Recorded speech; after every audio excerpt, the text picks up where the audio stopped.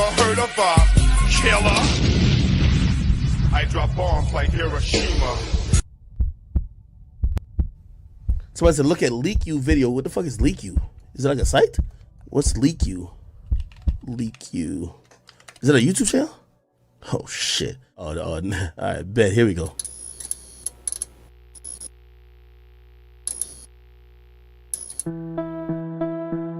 Please hit the like. Thank you.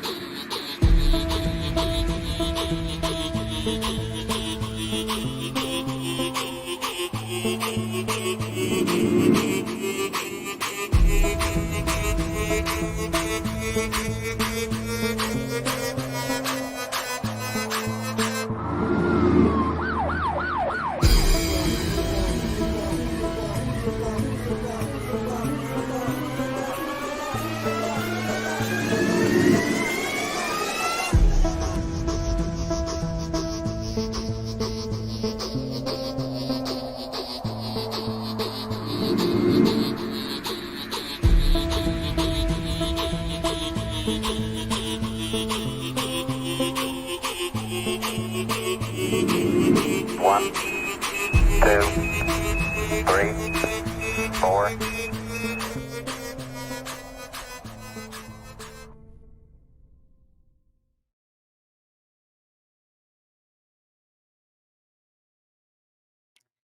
Good morning, good afternoon, good evening, everyone. As you can see, I'm throwing up the viewer discretion is advised clip here because it's most definitely advised for this stream. And I want to welcome you all to the channel. Shout out to everybody who's already in the chat in the building. Shout out to the J. Chronicles. Shout out to Fresh Breezy. Shout out to my king, Khalil Omani's World in the building. Much love to you. Hey, Gloria, it's good to see you, babe. Good to see you. Salute to everybody. What's up with it, Def Chef? Man, listen, you all, let me just start by saying this. This has got to be the most cringe moment of 2024, in my opinion. Probably one of the biggest moments in this whole Afrika Bambaataa, Ron Savage portion of the story. Picnics and pictures. All right.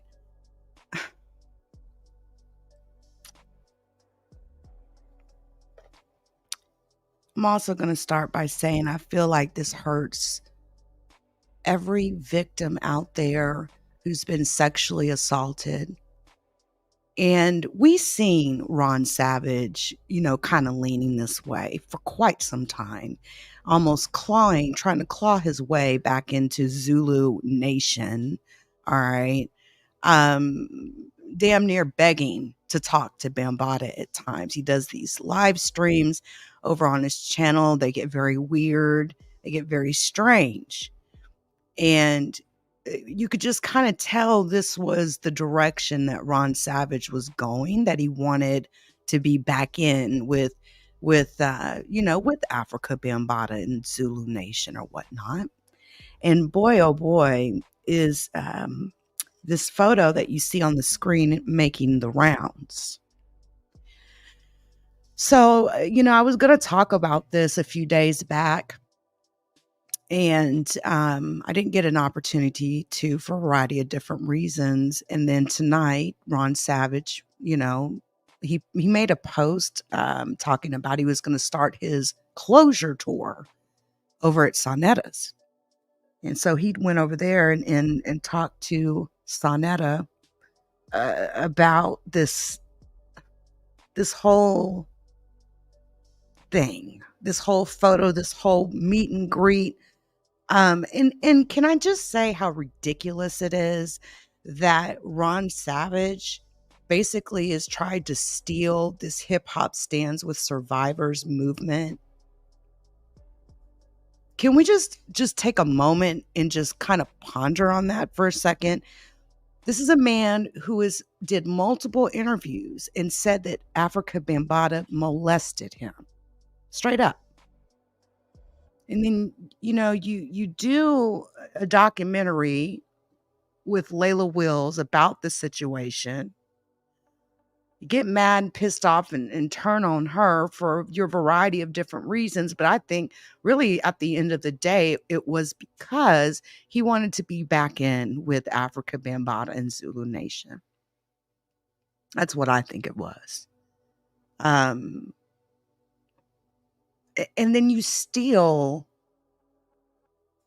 a movement that, and you tried to, I should say, tried to. And what do you do with it? You're not actually out there, talking about child advocacy or sexual assault against children. No, you're out there selling t-shirts at stands that can barely stay up in the wind because you're having to fight, to put your little sand down on them because they're damn near flying away in the wind. You're out there to make money on this. You're not out there to educate, Ron Savage. You're not out there to educate, to speak on, survivors who survive sexual assault, children that survive sexual assault. No, you're out there selling these ugly ass t-shirts with a bunch of clowns standing around you, and they look like a bunch of clowns selling these ugly ass t-shirts. Okay. And there's plenty of photos of this. Okay.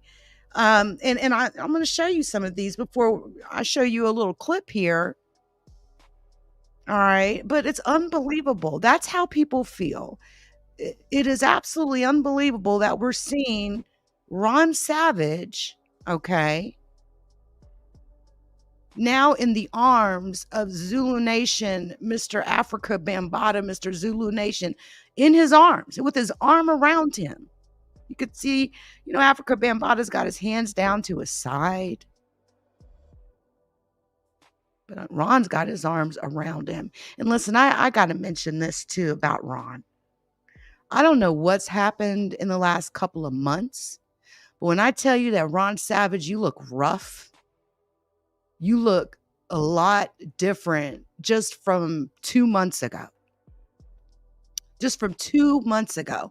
I don't know if it's like you just like hygiene is just not, 100, or if like there's mental issues, or if there's some sort of drug use going on. But I ain't even going to lie to you. You're looking rough. Okay. And these are my opinions, my thoughts on this whole thing. So you can only attribute them to me, to moi. Don't blame anything of what I say on anybody else, especially that you may see in my chat. These are my thoughts and my thoughts alone. But you can't tell me, Ron, you all, just from a few months ago, I did a video on Ron Savage. Just a couple of months ago when he did that interview with the radio station in New York. And he gets into this real weird confusion about, I was 15, but it was consensual. And then, he's trying to move the needle as far as how old he was. And he looks drastically different now than he did then. Just look at the photos of him. And what's crazy is that he has like this access to social media, right? Because of all of this craziness around Afrika Bambaataa. Let's not get it twisted here. Nobody would know who Ron Savage is if it wasn't for this whole Afrika Bambaataa situation.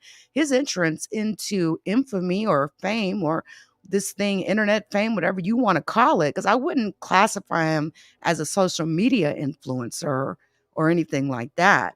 I don't even know if he would really be considered a vlogger, maybe like a personal vlogger. But his entrance into all of that was Afrika Bambaataa. Now, look, you've got him in these cheap tents, all right, that are blowing away in the wind, holding up these absolutely ugly ass t-shirts that he is selling to profit off of. Now, look at this nonsense. Look at this. Hip hop stands with survivors. You see this plaque here? Look at this. Physical abuse, domestic abuse, sexual abuse, child abuse, psychological abuse, financial abuse, material abuse, modern slavery abuse, discriminatory abuse, organizational abuse, which is kind of spelled the way they do it in Europe. It's kind of weird. Mental abuse, emotional abuse. Donation jar. Hip hop stands with survivors.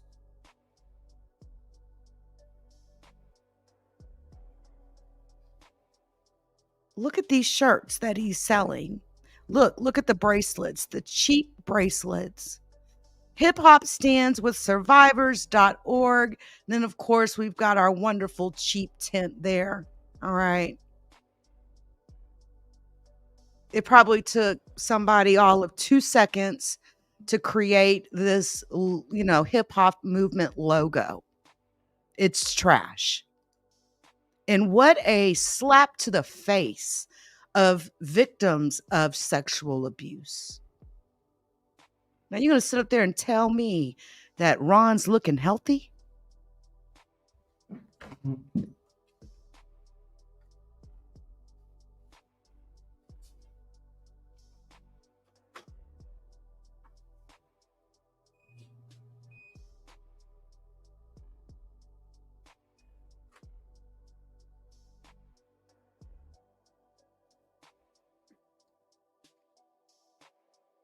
My apologies. I hate having any, kind of sound on, and my dryer was just ending there. But, as he lifts up one of his shirts that are being sold under this whole premise of hip hop stands with survivors, that is meant for survivors. Straight up stole the movement, and he's trying to profit on it. And it's fucking sad. It's sick. Look at this. They're all holding their shirts, wearing their shirts, again, with this tent that's flying away. And I mean, you got to love that donation jar. Got to love it. I think this is behind the bar, sent a message, said, "Hey, Ron, can I get another interview from you?" And he said, "After that, something you say yesterday, hell no, we're lining everybody up for interviews except you and other opportunities that lied on me. How much money do you want?" Oh.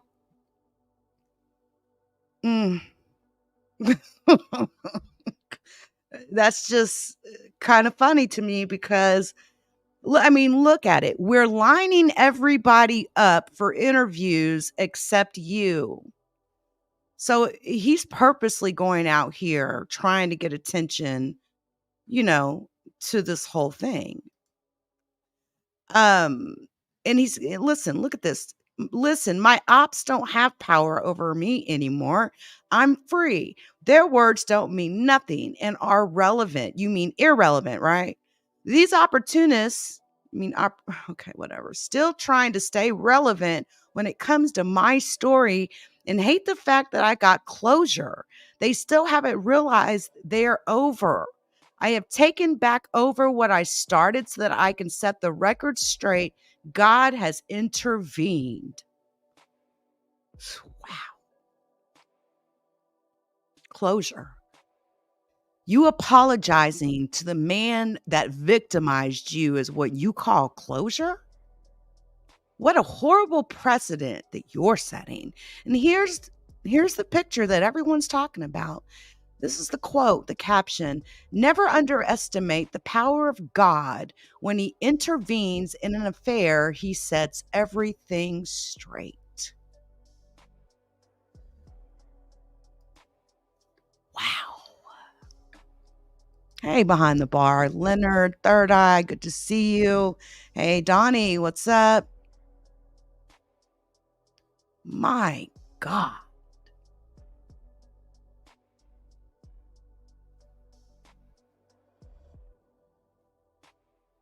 To me, I see a bunch of clowns, you know, just clowns trying to make money on a movement, that is supposed to be real and authentic. How do you go from being a victim to apologizing to the person that victimized you, and then you're doing fucking photo ops? Really? And look, Bambaata's holding up the peace sign.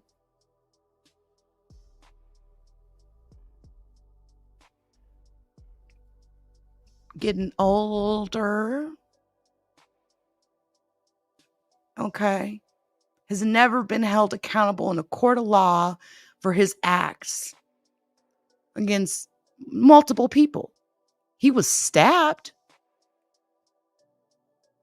in an incident that occurred, but there's so much that's unknown in that incident.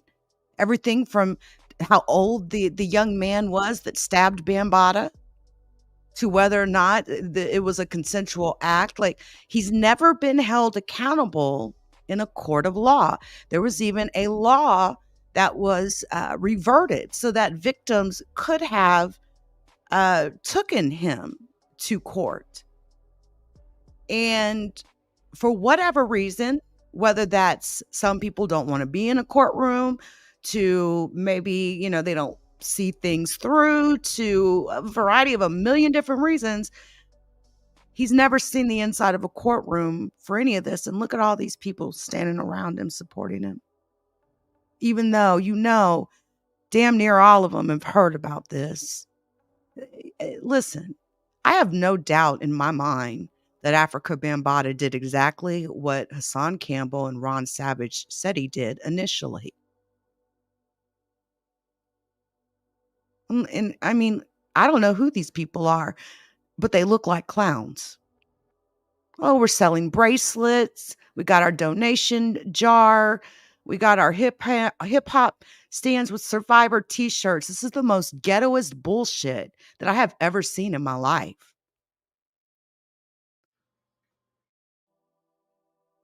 Look at this.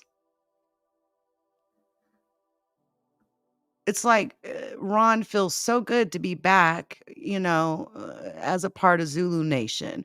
Maybe this will get him to shut up now. Is that is that the angle maybe Bambaata's going for? Like, I'm trying to understand how Bambaata thinks this, like listen, his latest, what he says what the future looks like.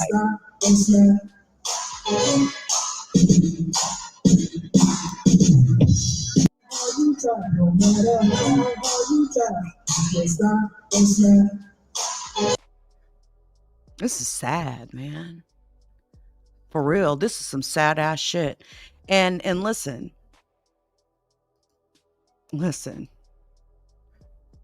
I got to do it. I got to do it. Do you remember this, Ron?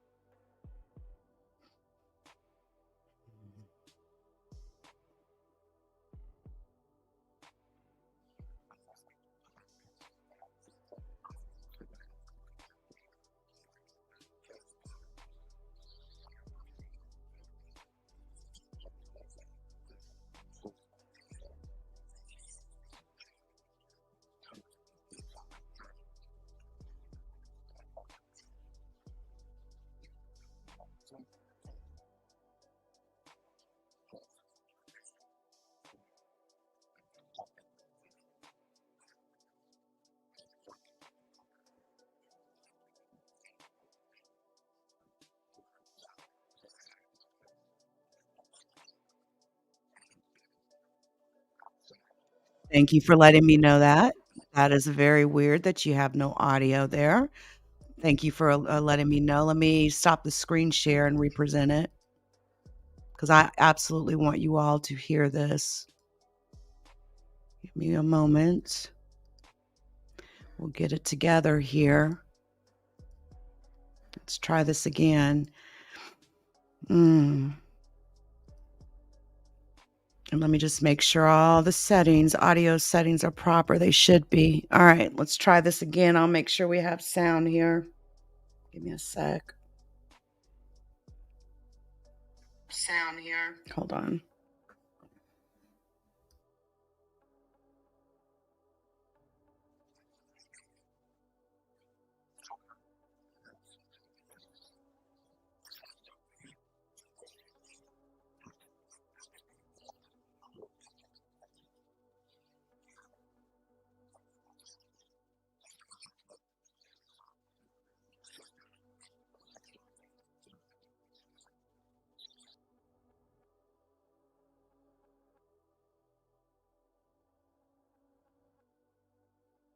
Yeah, that's some kind of weird, like, StreamYard thing going on right there.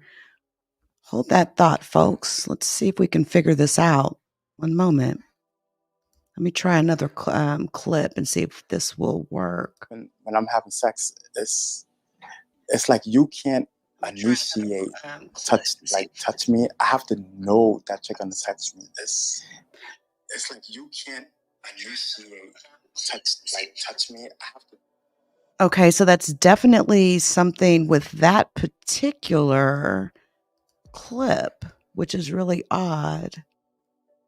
Never ran into that. Let's try again.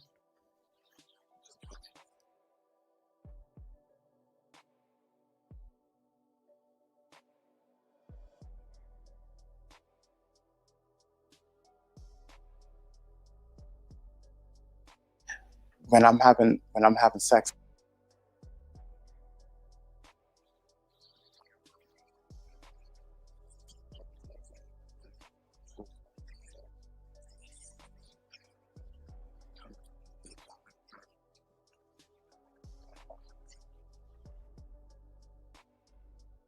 it's like you can't initiate touch me. I have to know that you're gonna touch me.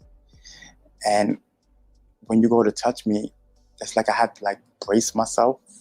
This is during like a sexual encounter. I would have to brace myself just for you to touch me.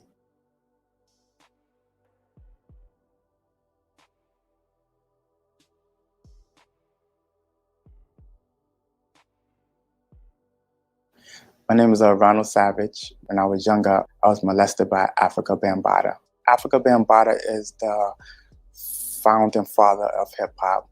He's the co-founder of the Universal Zulu Nation. He's done tons of records like Planet Rock, Looking for the Perfect Beat. I met them when I was around 14. When I was in the 9th grade, I was cut in one day, and I had called Afrika Bambaataa, and because I didn't have nowhere to go, so I went up to his house. He paid the cab, and I was in the living room. Another gentleman was there, and it looked like they was DJing, and Bam told me that I could go into his bedroom because the TV was on. So I went to the bedroom, and I was in there, and I say I was in the bedroom no more than 3-4 minutes, and Bam took out his penis, and he started jerking it, and he told me that for me to take mine out, and at that time I didn't really understand what jerking was, so he was telling me, oh, that everybody does it. He unzipped my pants, and he took it out, and he started jerking it, and then he put my hand on it, and then started making me jerk it. Then he left the room, and the guy that was in the living room, he came into the room, and when he came into the room, his thing was already out. Jesus. And I got up off the bed, and I left. another time, Listen, I did tell y'all viewer discretion is absolutely advised, right? It is advised. Man, this stuff is deep, man. It's heavy as AF. And it's like, you listen to all these different interviews he's done, right? And, it's so clear to me that Afrika Bambaataa absolutely used you, Ron, for his sexual pleasure. You were not of age. Whether you say you're consenting to it, you can't consent as a child. You cannot give consent. Period. And now you want to play around with how old you were when you very clearly in many interviews said you were 15 years old. Ninth grade, you're cutting class. He's picking you up from school. And then it's not even just him putting his paws on you. He's got his friends in there doing you too. You were just a sexual object to him. And you go through all of this drama. You become known because of this whole story with Afrika Bambaataa. And then you decide to go on a picnic with him and take a photo. Several photos, actually. Some of the most cringy photos I've ever seen. A victim and his victimizer. You're the one with your arm around him. It's unbelievable. Bam came to my house. The thing that really stayed in my mind and really freaked me out is I had to lay on the bed and I had to cross my legs. And he would put his penis in between my legs and then pump up and down. And I remember at the time I had this big guy like on me, and from that time I bugged out. I'm not gonna lie, like it confused me, like, cause I had never had sex before in my life. No one's never touched me like that, and to be touched, my first time being touched was by a man. During the course of growing up, I told like my close friends what happened to me because I'm a little curious about, why, what's up with that? That very weird sexual type of position, I guess. Is it so that he's not inserting himself or something? And I've heard that Ron even had like threesomes with Bambaataa and other guys. It's a very weird, complex, insane situation. And you have done every sexual assault victim a very big disservice, Ron Savage. Honestly, you really have. You hurt every sexual assault victim with your craziness. How much are you making on those shirts anyways, Ron? How much money are you selling those shirts for? I'm just curious. Because to you, it's obvious. I mean, I've not seen one single video over there of you actually advocating for any abuse of any child, of any of the abuse listed on that placard that you had there. I've not seen a single post about real advocacy. Then, I mean, it's unbelievable. What are you advocating exactly? Well, you're selling these shirts and all this other and these bracelets. What's the money going towards? What organization are you, with organizations, you have to show those financial records, right? at that time I didn't know who to trust. I didn't feel safe. because they all used to come to my house, like the Zulu Nation Council and BAM. So I didn't know who to turn to. I didn't know who to trust. I didn't know if I told was something gonna happen to me, was something gonna happen to my sister, to my mother, you know. So I just held it in. I used to keep it bottled up. And during the course with my girlfriends and stuff like that, their thing was that I didn't know how to show affection. So I used to blame myself for that because I didn't know how to show affection. And when I'm having sex, it would stay hard and then go back down, because while I'm having sex, I would think about Bambaataa, and then it would go down.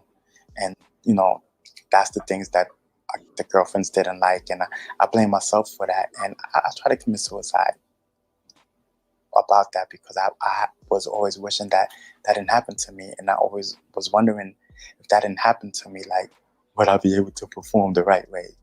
For the time after that, I found myself just not trusting people, especially when I got in cars, like with my other guy friends.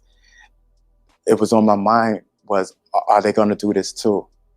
And I swear to God, that still stays with me now. I'm not looking for any compensation from Afrika Bambaataa. That's not what this is about. I never asked them for money. I never was seeking money from them. The only thing I wanted was for this man to answer my question, why me? You know, that's my justice for myself, because I just wanted to know, why me? My reasons for coming forth is I feel that something needs to happen, because if it took me this long to come out, and people are now telling me, oh, you know, it's nothing that can be done because of the statute of limitations. I feel that the statute of limitations should be longer, or if not, done away with.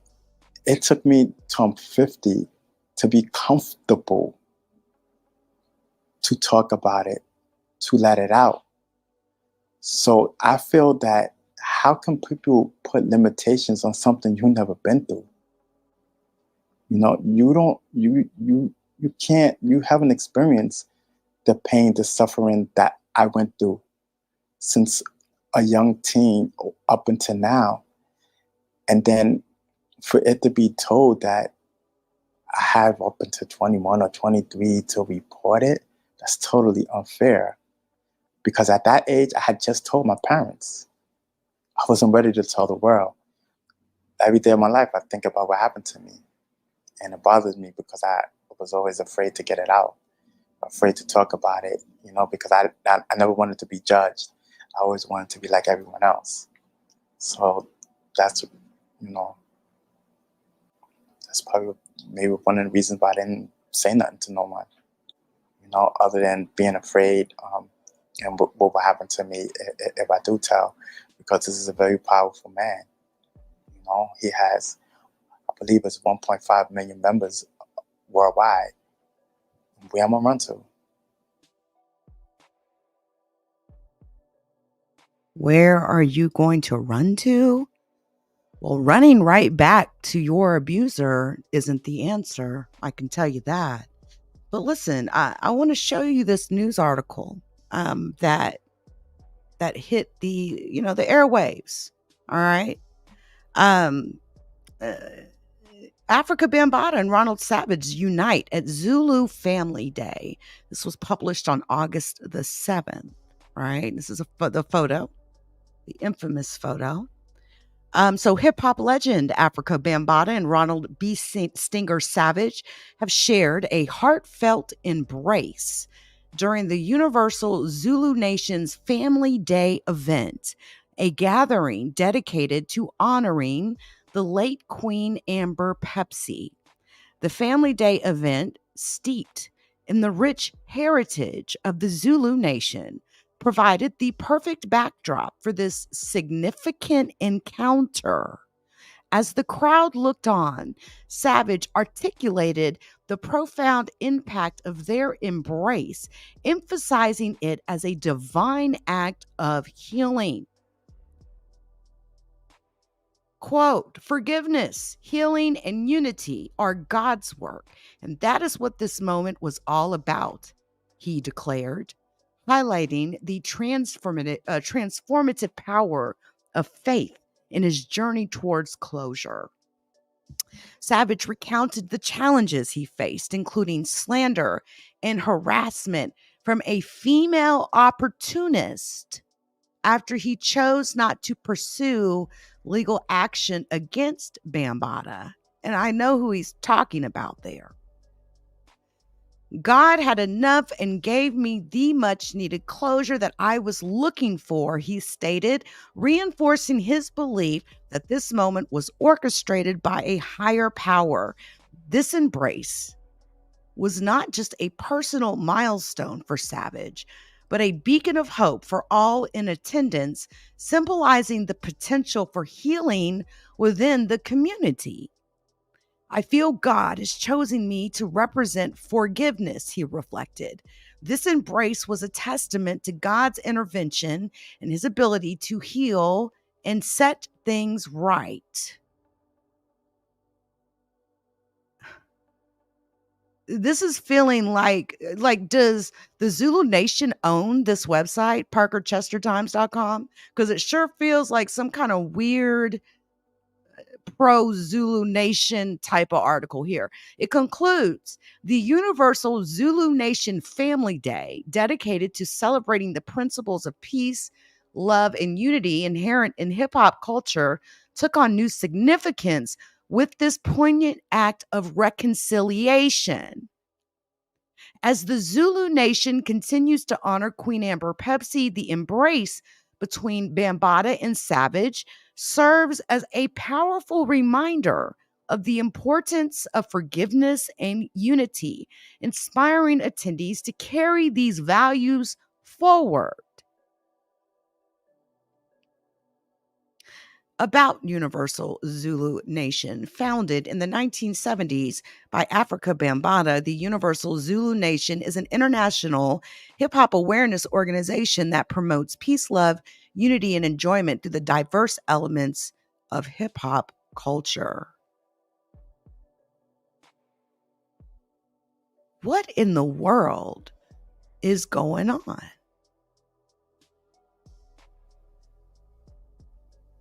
This feels like a not necessarily a hit piece, but this is the most awkward, cringeworthy thing, man, of the summer. Let me tell you. And I mean, I know exactly who he's talking about when he says female opportunist. I don't think that Layla Wills is an opportunist at all. I don't think that at all. I've seen many parts of that documentary. And Ron, you're sitting there and you're talking in your own words, and then all of a sudden, a few years passes and you start feeling a different way. And so I don't know why, and the reason, I do know why. The reason why all of a sudden she's an opportunist and all this and that is because that documentary hurts Afrika Bambaataa. Very, very, very, very clearly. It hurts him. He cannot be very happy about that documentary whatsoever. Obviously, in this article, along with the links, right, to these other posts, like the hip hop movement says big corporate record companies owe hip hop an apology. Y'all look at the logo. Same one on those shirts that Ronald Savage is over there selling. Then another post here, Ronald Savage, better known as Bee Stinger, trademarks hip hop movement. So is this a website that's owned by Ron Savage, Parker Chester Times? Every website registered now is disguised. So doing a who is lookup ain't going to help me here on the ownership of this website. But let me show you something else that's pretty damn ridiculous. And this is why this is not, when it comes to The website, Parker Chester Times, possibly being owned by Ron Savage, believe me, I don't put it beneath him owning it, because look at this particular website, hiphopstandswithsurvivors.org. Oh boy. Oh boy. In the banner, we clearly see Mr. Ron Savage, right? Look at this. A bunch of gobbledygook.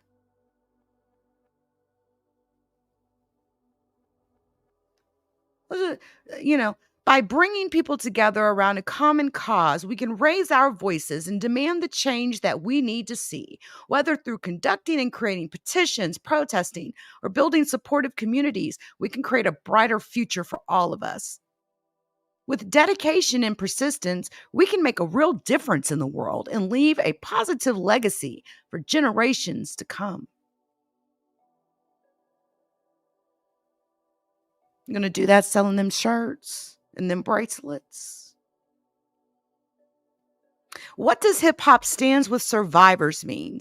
Hip Hop Stands with Survivors is an online platform and collective that uses hip hop as a tool to raise awareness about sexual and all kinds of assault, plus empower survivors. Okay, clearly someone did not use spell check here. The goal of the platform is to create a culture of solidarity and support where survivors can share their stories, connect with others, find resources, and learn about upcoming events without no period there. Then the word overall, Hip Hop Stands with Survivors is a community of people who refuse to accept sexual plus other kinds of assault and strive to create a world where survivors are heard, believed, and supported. So how in the world is it that you are in the arms of Afrika Bambaataa? How, this is the hypocrisy at its finest here. You're standing there with the man that you claimed molested you. Talking about Hip Hop Stands with Survivors. You're an idiot, Ron. This is the most idiotic thing that I've ever seen in my life. You're absolutely hurting every sexual assault victim with this absolute nonsense. You are not to be taken seriously. This whole thing that you're doing is not to be taken seriously. You're not serious about it. This ain't the one thing that Ron Savage wanted the most was to get back into the arms of Zulu Nation founder Afrika Bambaataa. Period. That's what this is.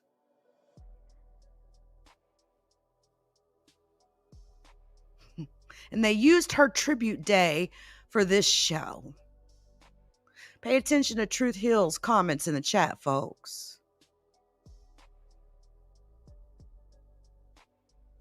I would love a link to that report. If anyone has that, please drop it. Well, you can definitely hit me on IG at LeakYou, or you can email me, LeakYou at LeakYou.com. I would absolutely love to get my hands on that report, and I'll read it online. I'll read that whole thing online.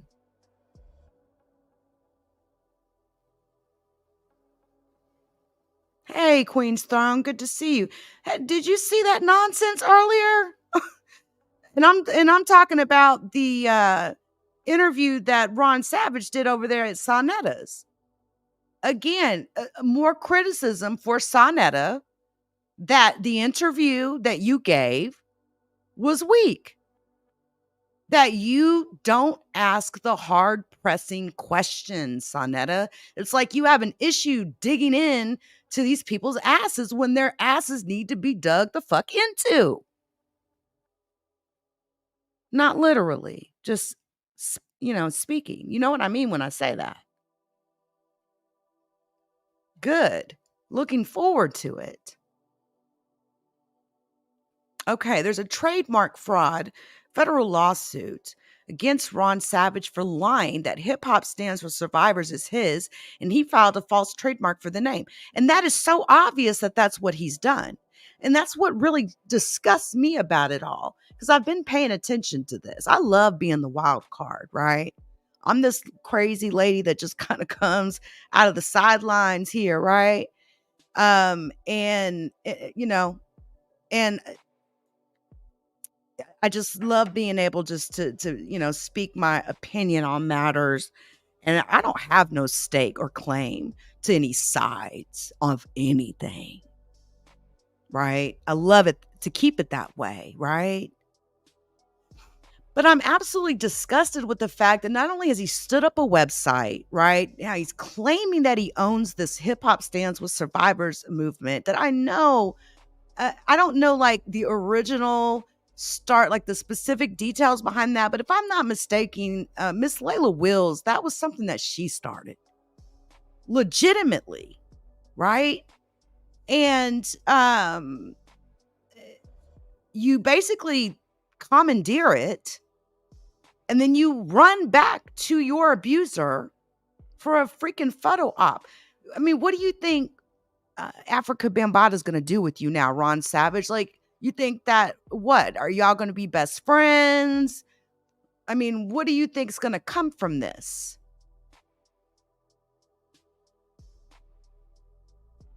I'm really curious.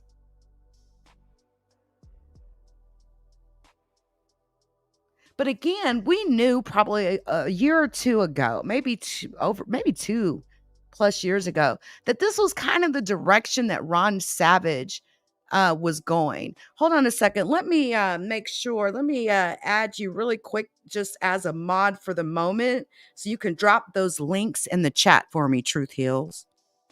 Go ahead, and only mods can drop links, but just go ahead and drop those links in the chat there. And I'll be more than happy to take a look at them. And then once you drop it, I'll remove the wrench. But while we're waiting on that, okay, I want to take a moment to take a look at this very interesting news clip that Afrika Bambaataa did, all right, with Fox 5 in New York City, because he had been so quiet on these allegations, right?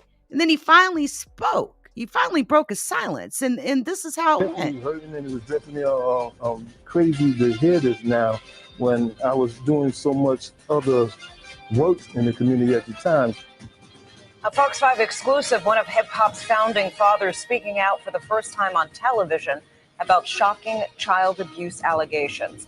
And the list of accusers is growing, and they all tell similar stories. Afrika Bambaataa being accused of sexually abusing several underage boys decades ago. Lisa Evers sat down with him for an exclusive TV interview to answer the allegations. She joins us now. Lisa. Well, Stephen Derry, Afrika Bambaataa brought peace to violent city streets, but now he is accused of a crime that is tough to forgive: molesting boys. He sat down with me for this exclusive interview, and no questions were off limits. Have you ever abused any underage boy? I never abused nobody. You know, it just sounds crazy to people to say that here you abuse me. You know, my thing is, you know, all my people back then, you know, the hundreds of people that been around me. You know, if something like that happened, why you never want to? None of them. Party people, can you get funky? It also sounded crazy to many fans of his 1980s hit song, Planet Rock, considered one of the all-time greatest in hip-hop. Since then, as the founder of the hip-hop cultural organization Zulu Nation, he's been a visiting professor at Cornell and invited to speak around the world. He told me the accusations came as a shock. What is the motivation? Yeah, what is the motivation? What is the agenda? Do you think there is an agenda there? It's hard to say. You know, you don't know what many of these people are thinking, what is behind it. Some parts I've seen, like it could be shakeups. You know, certain things people might have wanted. Bambaataa's chief accuser, Ronald Savage, is now 50 years old. He claims in 1980, when he was 15 and under the age of consent, Playing hooky led to his first sexual experience with the hip-hop pioneer and was followed by at least 4 other abuse incidents. I didn't have nowhere to go. So I had his number, and I called him, and he paid for the cab for me to go to his house. Savage claims through therapy, he came to understand he was abused and became aware of other alleged victims. I couldn't believe it. I was confused. I was a little nervous, you know, and I was just wondering, like, the other guy coming into the room and like, what was they going to do to me? I asked Bambaataa what he would say to Savage. The brother knows the people who he came around in my group with and know that he wasn't in my presence, less among those people. And he needs to go back and speak to those people who was part of our organization and deal with them and stop all this type of craziness that they've been trying to put by attacking me. And you never touched him inappropriately? I ain't touched this brother whatsoever. The allegations have set off a social media firestorm and ignited feverish debate. Since the alleged incidents happened so long ago, no criminal charges can be brought. And there have been no settlements or payouts, says Bambaataa attorney Charles Tucker Jr. Have there been any criminal charges filed against Afrika Bambaataa at all? Absolutely not. Not today, not yesterday, not the day before yesterday, not ever. Question now is what happens next? Can we ever find out the truth of what really occurred? And are there other victims out there who have yet to come forward? Or is this a case that will only be tried in the court of public opinion? Here's what both sides have to say. In our exclusive interview, Afrika Bambaataa emphatically maintained he is not a sexual abuser. Do you feel now you are among that group of people falsely accused? Oh, most definitely. I mean, there's always been things in our community where you falsely accuse people, or people have sit in the prisons, you know, political prisoners and groups like that, that they wait to 10, 15, 20, even 30 or 40 years before they find out that this person was railroaded. But Ronald Savage believes there are more victims out there and that the statute of limitations should be eliminated. No one can tell anyone when they're ready to let stuff out. And especially if you haven't went through what I went through and other people went through. It's like, how dare you? May I just say, Truth Heals just blessed me tremendously. Thank you very, very much for your contribution, for dropping those links in the chat. As I was, letting that clip play, yeah, I agree. He was disrespectful about the mouth. Yeah. All right. So there's a lot of material here that, and again, shout out to Truth Heals for providing it. Now I'm going to actually be going through all of this. Let me share this tab first. Look at this. Look at this. All these exhibits, orders to show cause, affidavits, notice of motions, all this wonderful information that I'm going to be sifting through that are going to become future videos. Okay. But this here is quite interesting. And as I was looking through some of the motions, I could see, John Doe versus Afrika Bambaataa, the actual individual court documents, right, related to these cases. Hip hop stands with survivors in child sexual abuse. Stop supporting predators. By hip hop stands with survivors. So, let's see, how long have I been live now? I've been live for about an hour. Because I'm still kind of digesting this, I'm going to go down. All right. And this was originally, there's a note here, a letter to Mr. Miller of the Universal Hip Hop Museum Board by Layla Wells, discussing the hip hop stands with survivors movement, and the grievances that the movement has, right? Especially about this museum. I did hear about it. So that is there, and I will read that at a later time, right? Look at this report. I want to get down to, okay, we've got undue influence, conflicts of interest, lack of diversity, equity, and inclusion on this Universal Hip Hop Museum board. And then child sex trafficking lawsuit and the case against UHHM co-founder Afrika Bambaataa and the Universal Zulu Nation. Okay. You all, my God, let's just go. This is where I want to start here. This is important because this is kind of the crux of what I'm talking about today.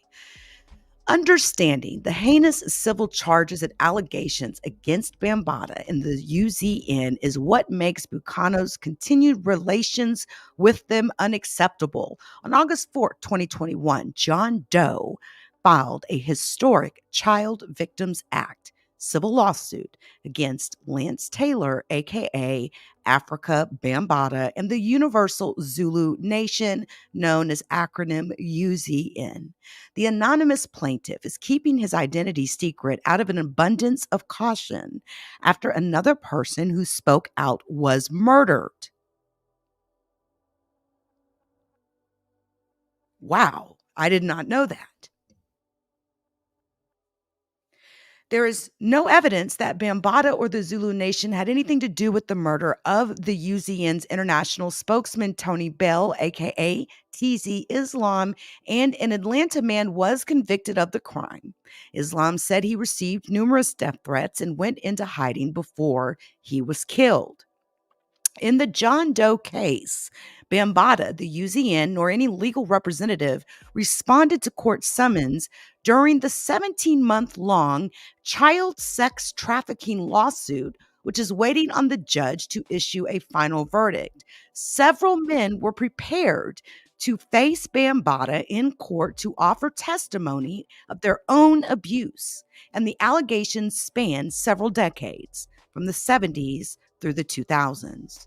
Because Bambaataa and the UZN failed to appear and did not bother to defend themselves nor participate in the case, no trial took place, and the names of possible enablers were not aired out in public. The criminal statute of limitations for the state of New York has run out. However, as in the R. Kelly case, federal prosecutors could apply federal statutes if the alleged crimes qualify. Kelly was convicted of racketeering on allegations that date back to 1991, the same year Bambaataa began abusing John Doe. Bambaataa had been difficult to track down since he vacated his last known address in Teaneck, New Jersey, at now deceased Kenny Snyder's home. Snyder, known as Zulu King Yoda, was a Bambaataa loyalist to the end. Judge Alexander Tisch denied Ortega's request to serve the motion for default judgment via publication to the elusive Bambaataa because Bambaataa gave up the right to be notified after being non-responsive for a year. The default guilty verdict is expected against Lance Taylor, aka Afrika Bambaataa, the Universal Zulu Nation, and XYZ Corp. Presumably, the latter is Nubian Productions, a company run by Bambaataa's longtime manager and roommate, Billy Ahmed Henderson. Nubian Productions is on several flyers the Universal Hip Hop Museum acquired, and Henderson is another longtime friend of Rocky Bukano. Attorney Hugo Ortega filed the case under the jurisdiction of the Bronx Supreme Court because of the amount of monetary damages John Doe is seeking. Ortega, who represents John Doe, has not made the recompense public, but it exceeds the jurisdiction of all lower courts.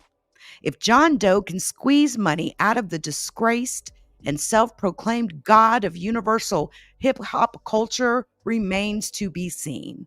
the Amun-Ra, god of universal hip-hop culture, uses several aliases and had over 6 years to potentially hide his assets under a declaration of sovereignty and other means.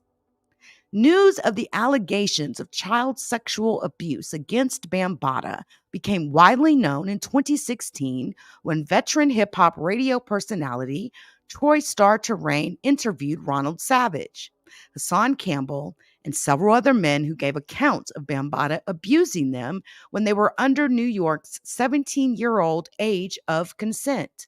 Savage has since said he pretended to be older than he was and cleared Bambaataa and the Zulu Nation of any wrongdoing.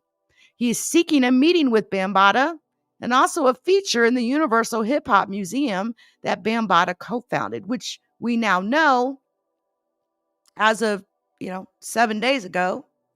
days ago, he got his meeting with Bambaataa. This article goes on. The Child Victims Act's 1-year look-back window allowed adult survivors over 22 years old to sue perpetrators where the statute of limitations had run out. On August the 4th, 2021, 10 days before the deadline, John Doe filed the lawsuit that alleged Bambaataa not only repeatedly sexually abused him, but trafficked him to other men for money beginning at 12. Bambaataa, now 65, was 34 years old when the abuse began. Bambaataa, who now considers himself an intergalactic lord, infused the Zulu Nation with teachings of convicted pedophile Malachi York, and reportedly practices a form of Moorish law that rejects the jurisdiction of United States courts. He recently posted pictures of himself on Instagram with awards he received from York's group and was soliciting bookings for a 2023 European tour. Bambaataa and James Whipper II, known as Zulu King Prince Whipper Whip, have toured extensively since the allegations came to light. In 2004, Malachi York, like R. Kelly, was convicted of racketeering and the Mann Act for the illegal transport of minors for sexual purposes.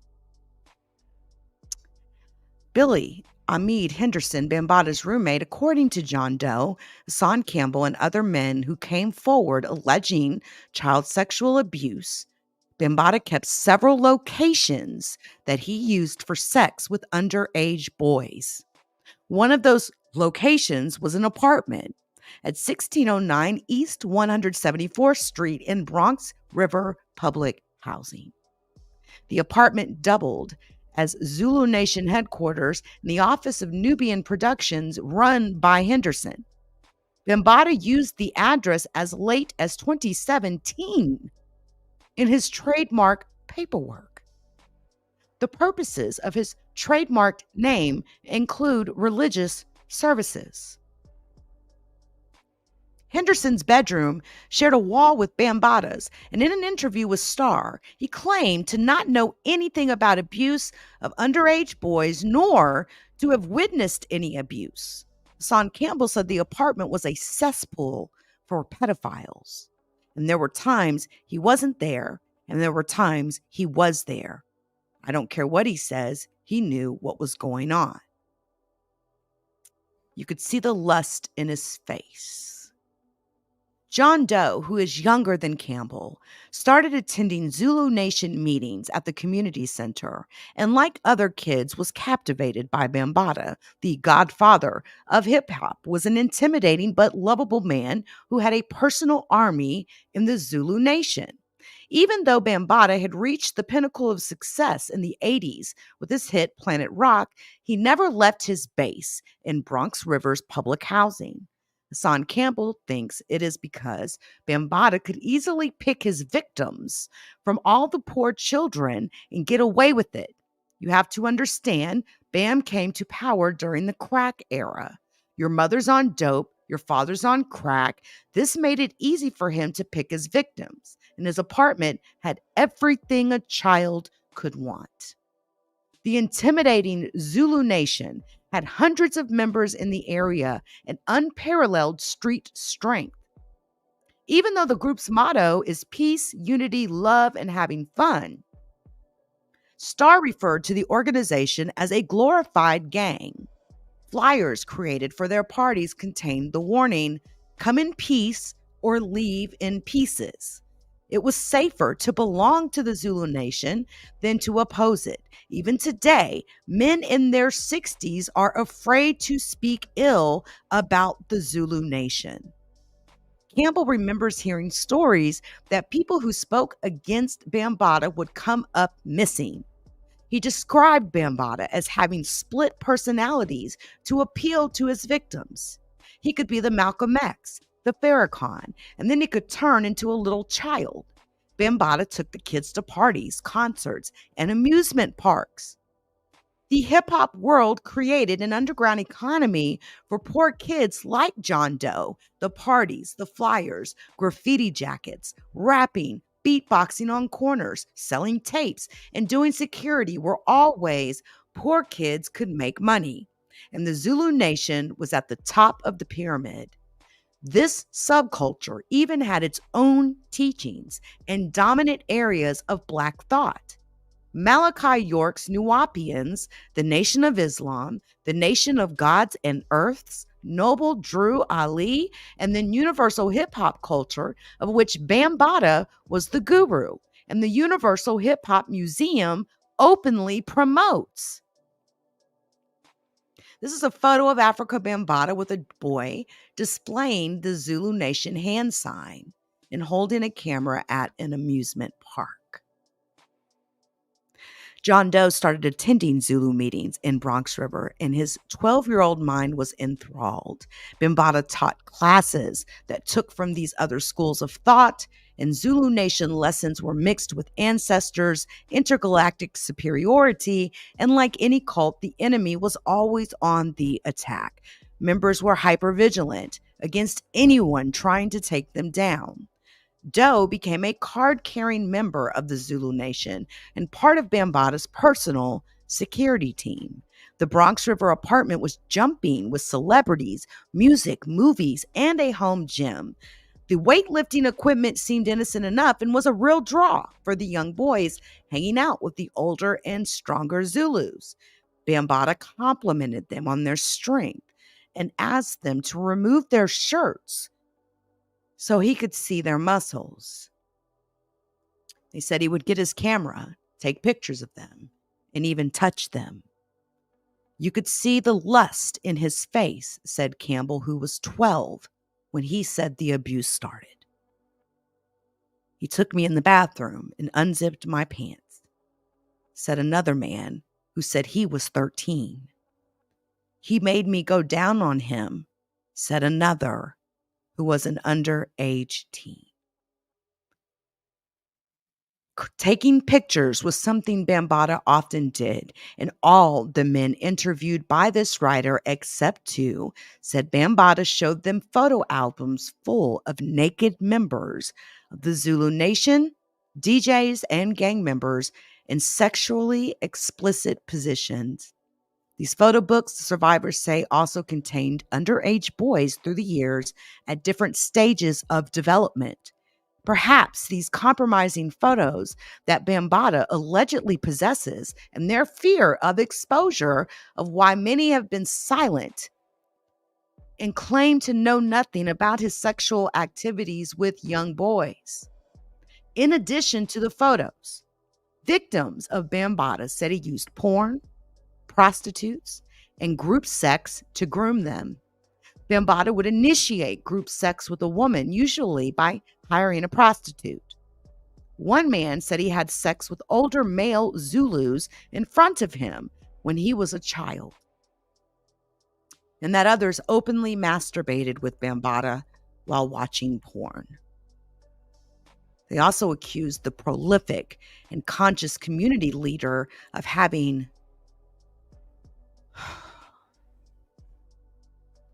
masturbation contests with groups of young boys to see who could finish first. Bambaataa, the god of universal hip-hop culture, would pay them with $2 bills and dollar coins when they finished, perhaps as a way to groom them into receiving money for sex. Former members say that the Zulu Nation wanted to have an all-female chapter to get into the prostitution business, and several women who were part of the Zulu Nation have disclosed being raped. John Doe's lawsuit lends some credence to the prostitution rumor. The Zulu Nation front provided enough cover for Bambaataa to take 12-year-old John Doe to the apartments of other adult men. The men at these locations paid Bambaataa cash for their chance to take advantage of the boy. By 1994, hip-hop was dominating the music scene. The Zulu Nation grew exponentially worldwide and became the Universal Zulu Nation. In 1995, then Mayor Rudolph Giuliani kicked Bambaataa and the Zulu Nation out of Bronx River after residents complained of being held hostage by the group and reported crime and violence the group was committing. Through the years, Zulus were arrested for shootings, robberies, and 2 members of Soul's Sonic Force, Bambaataa's group, were arrested for a 1979 bank holdup. The cops recognized them while watching the movie Beat Street. Now the survivors and the public are supposed to feed into the delusional history purported by the UZN and the UHHM and allow public dollars to promote them and fund programs for children. The public face of the Zulu Nation outside of the Bronx was that of a righteous organization, and Bambaataa was well respected. Many considered him a genuine, principled leader and do-gooder. He bought poor people's groceries and helped anyone who needed. Former international spokesman TZ Islam said he helped create the smoke and mirrors facade of the group. Islam said he was responsible with a few others for the iconic photo of Grandmaster Flash, Kool Herc, and Bambaataa on the cover of Source magazine. There were photos with other people in that shoot, but the one chosen for the cover solidified Bambaataa in the public's eye as a founding father of hip-hop. The Zulu Nation attracted thousands of members worldwide, and new chapters crossed continents, all promoting hip-hop as a lifestyle. And these younger chapters began executing the supposed mission of the Hip Hop Awareness Group, educational programs for their local youth, teaching children the elements of hip hop, violence prevention, community service, offering employment resources and food to the poor. The Zulu Nation even had a youth services department. It would be these chapters that the elder officials used as the face of the Zulu Nation. They were examples of the good work the organization was doing, but in Bronx River, the residents said the Zulu Nation had been a violent gang for years. And Islam said the Zulu Nation operated like a gang until 1996. Bambaataa apparently followed the lead of Malachi York by declaring himself a sovereign citizen and indigenous to North America. In one of the voluminous court documents written by York or his lawyers since his incarceration, he states his identity is, quote, "I am Maku Chief, Black Thunderbird Eagle, aka Malachi York, Chief and Head of State of the Yamasee Native American Moors of the Creek Nation, UNNM. BIA, Bureau of Indian Affairs, registry number 208-1999. Bambaataa joined a Philadelphia-based group that specialized in the Moorish principle of sovereignty, independence of United States jurisdiction by declaring to be a Native American whose ancestors were not a part of the transatlantic slave trade.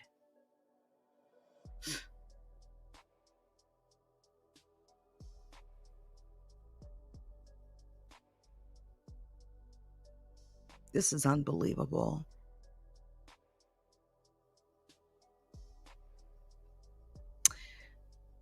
Before he was killed in 2017, Grandmaster TC Islam was in a public fallout with Bambaataa and wanted to be paid back all the money he invested in the group. An Atlanta man, Talib Page, pled guilty to his murder. Bambaataa and the Zulu Nation were not implicated in the case. In the last interview before he was killed in 2017, Islam told the members, "Ask where your money is going."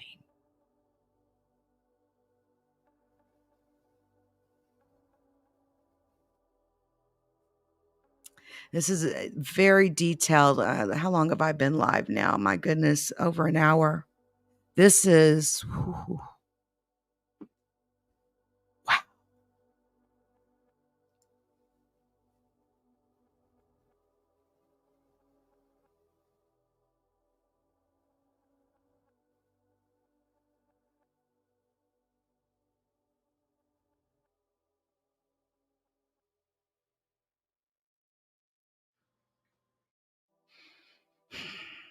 I am the god of universal hip hop culture. And I'm sorry if I'm kind of skipping. I know I've been live already for a while.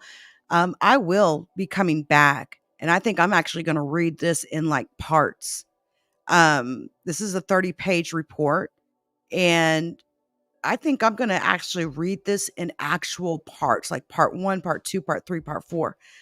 So forgive me for just kind of skipping around right now, but I just got the links tonight. I'm going to be going through and digesting all of this information, right, including the court documents. And I will be back with additional videos and content on this. Just be aware. But I want to take a moment to read this really quick. In the 2000s, Bambaataa and his Supreme World Council alerted the membership that the Zulu Nation had changed into a religious organization. By then, he had developed a long-standing personal relationship with Malachi York and was a devoted follower. Daddy-O from Stetsasonic had introduced them years earlier. Before I introduce them, I don't remember Bambaataa and all that. I remember Zulu Nation, said Daddy-O. The council sent new membership cards to the group and ordained chapter leaders as ministers. York's books became Zulu Nation lessons. Islam surmised this change was a way for Bambaataa to hide his money, and the Zulu Nation morphed from a hip-hop awareness group into a religious cult. Bambaataa became God, and Malachi York's theories became the primary anchor. York taught he was an intergalactic being in communication with aliens across several galaxies, and his knowledge was the ancient knowledge of the gods.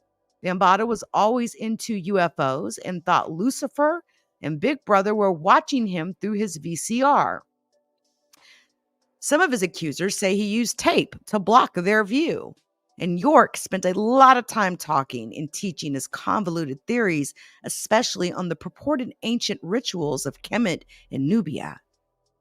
Bambaataa adorned himself in the garb of Malachi York's group and publicly announced his name as the Amun-Ra of universal hip-hop culture.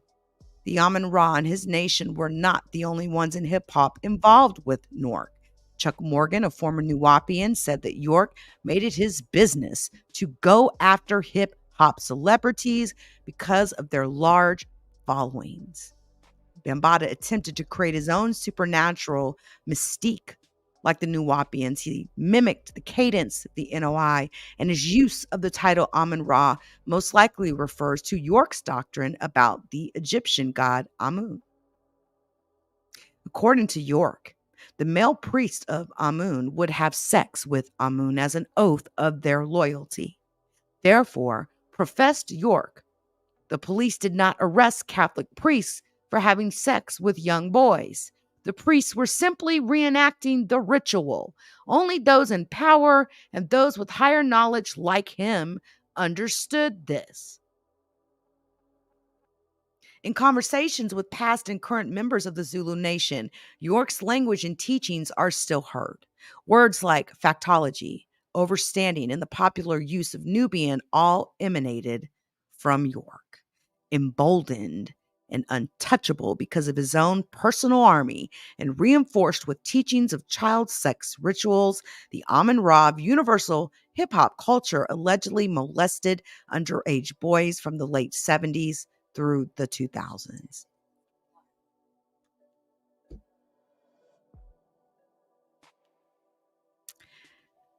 Now, a few weeks before Bambaata's 56th birthday, a citywide call went out.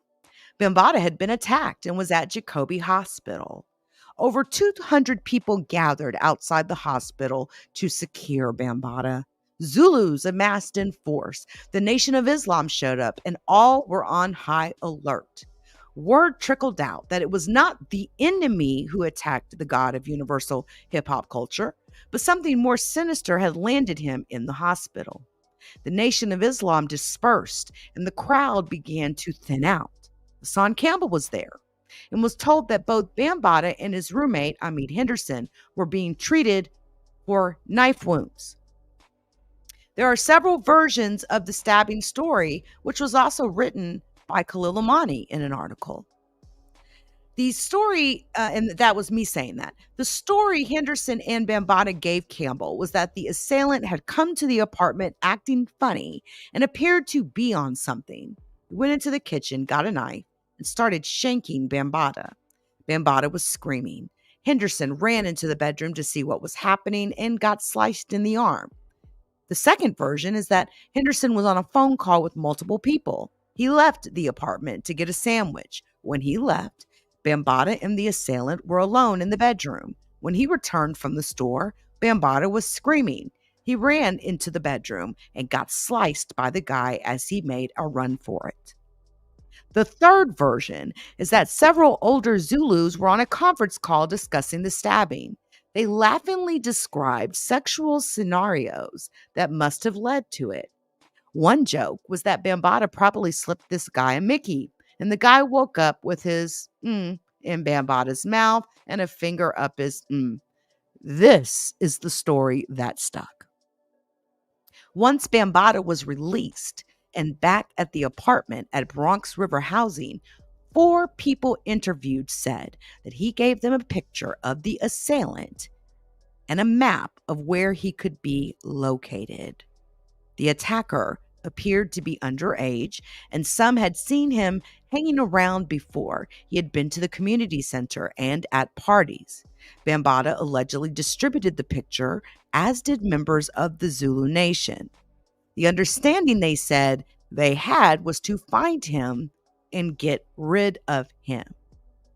The alleged stabber appeared to be a teenager, and no one has seen him since. A few nights after he was in the hospital, Soul Sonic Force and Bambaataa performed at Radio City Music Hall on March 30th, 2013. The rumor of the alleged date rape got out when it hit the internet in an article by Khalil Amani.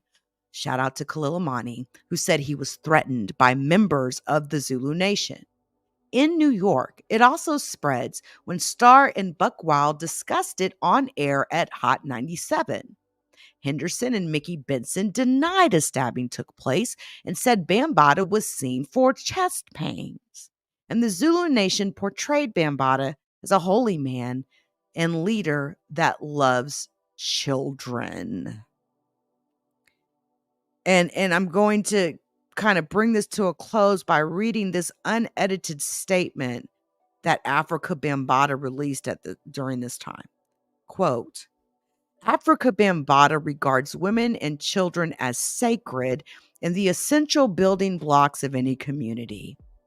Afrika Bambaataa does in no way, form, or fashion partake in drugs, crime, or any negative deviant behavior.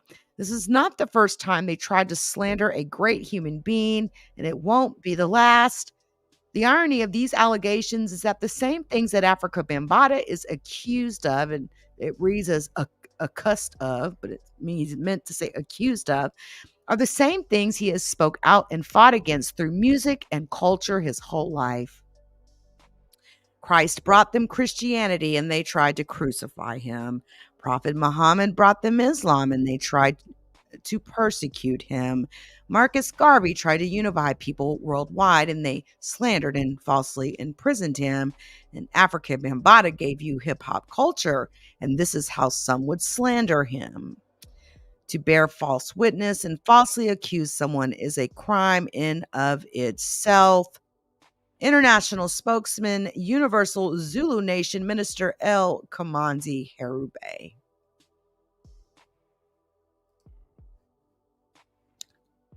Ridiculous. Ridiculous. Khalil. Like, this report is so good. Very well written, very detailed, and no wonder why some of the moves that are happening, right?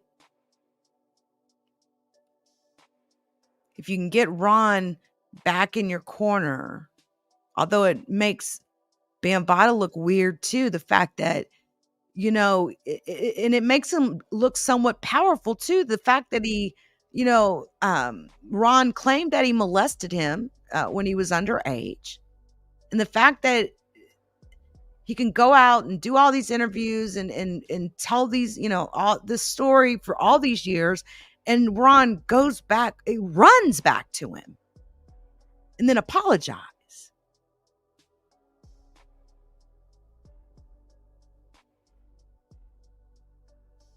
And claims he's standing with survivors, which is absolutely ludicrous.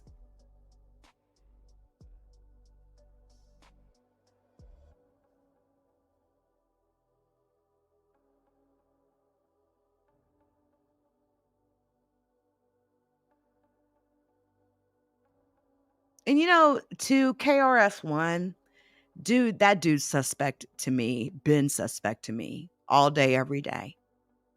The fact that he's always in Bambaataa's corner, strong, and it makes me wonder about him in that way. Yes, in that way, it does. I can't help it.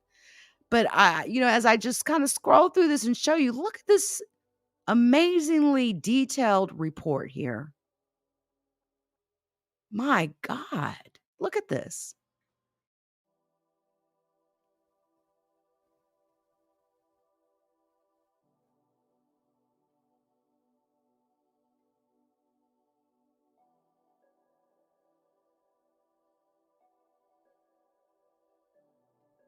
Now, let me just read this real quick.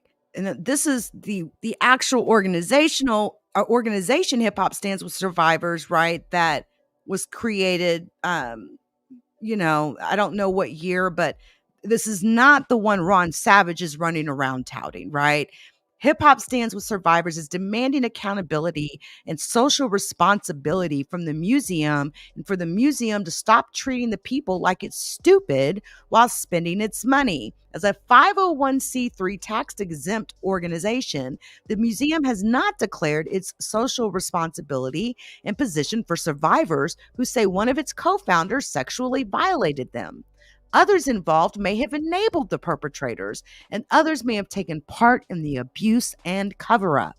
The museum has had no public discussion on what it is doing as hip-hop's so-called governing body to ensure the safety of minors and to make survivors of not only Bambaataa and the UZN, Russell Simmons and others feel heard, but all survivors of sexual abuse, many of whom are fans of hip hop.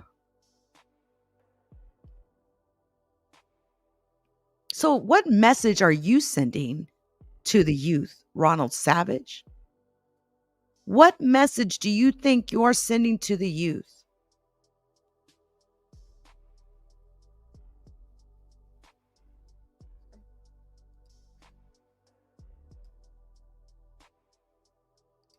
With this photo. With this meet and greet.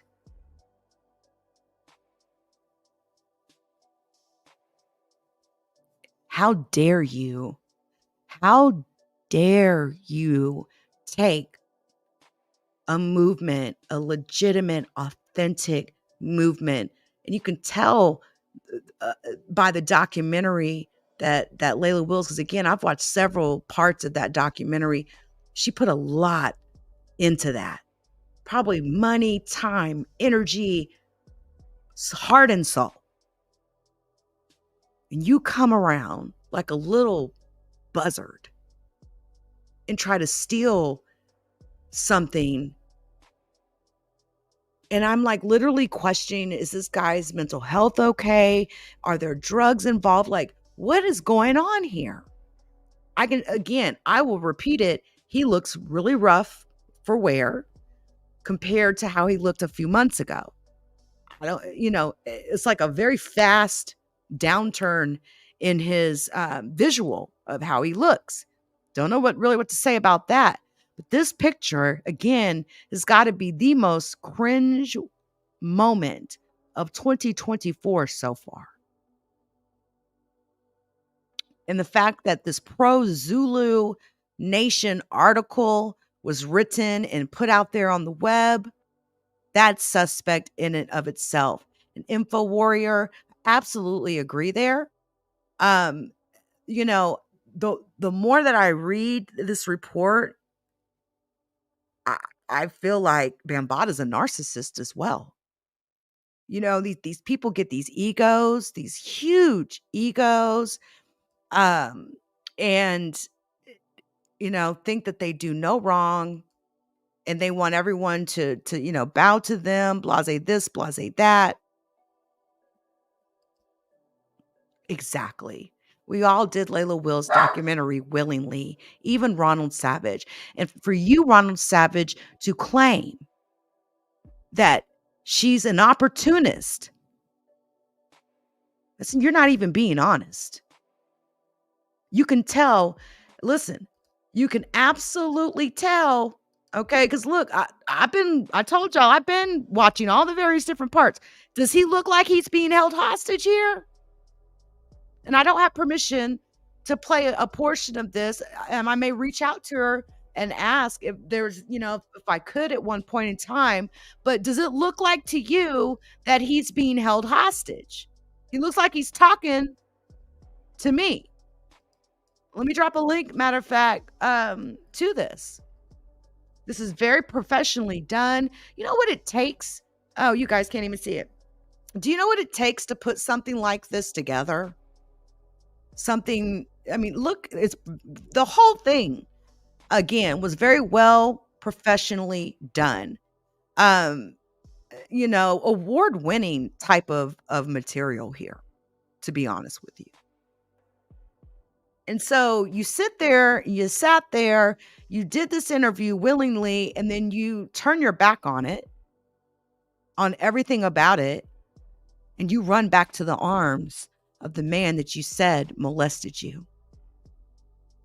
And that you are literally spitting them in the face of every young boy, young girl that has been sexually assaulted, particularly those that have been sexually assaulted, including the young women that were raped by Zulu Nation members, okay? You're spitting in all of their faces. And again, all I see you doing is trying to make money by selling them raggedy ass t-shirts, them raggedy ass half put together bracelets, okay?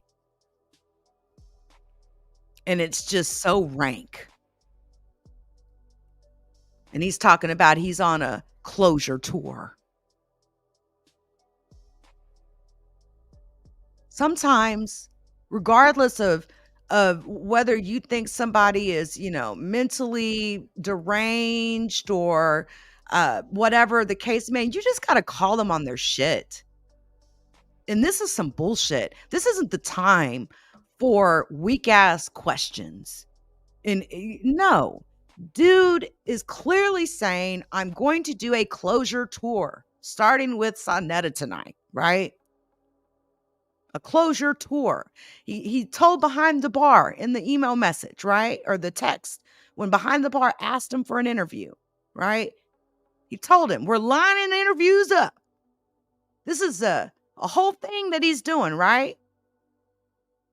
Look, we're lining everybody up for interviews. New York, Afrika Bambaataa, Ronald Savage unite at Zulu Family Day.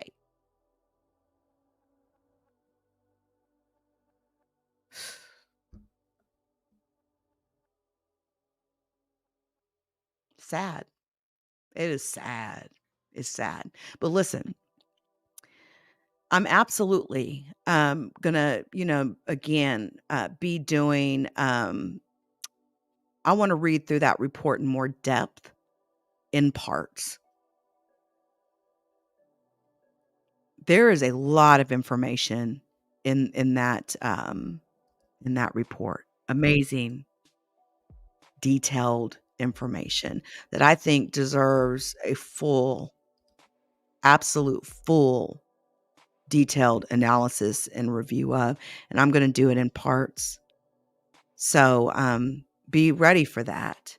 But again, can we just take a photo at what Ron Savage has stolen or attempted to steal and what he's doing with it? Okay.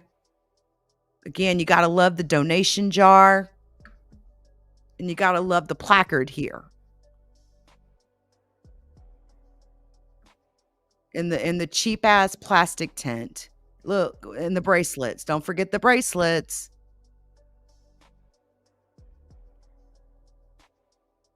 Unbelievable. Unbelievable.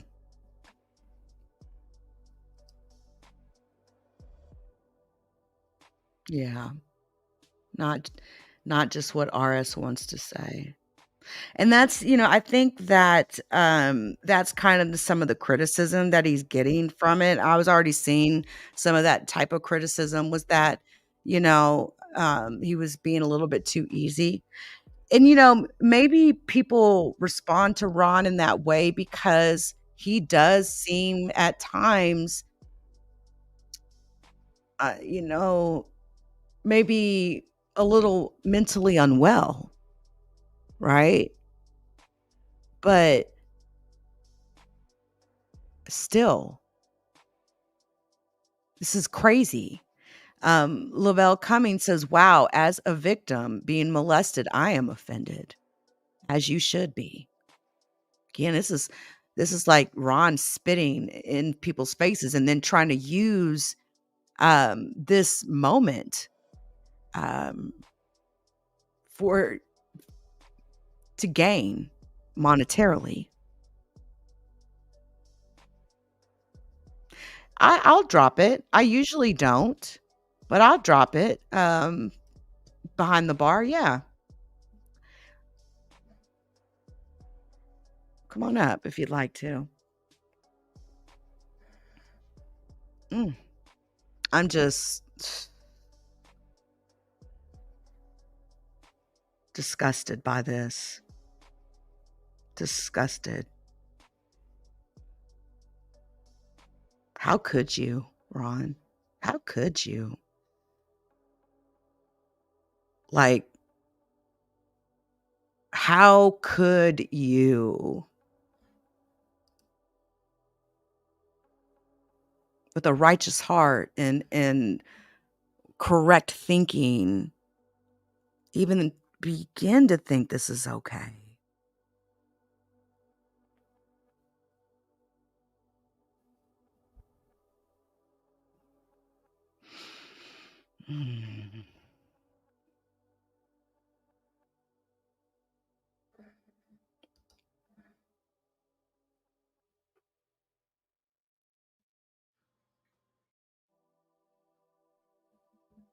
I really hope, Ron, that you get whatever help it is that you need to get yourself back on track and to be at peace in your life. You claim this is peace and closure for you. Everybody needs peace, I guess.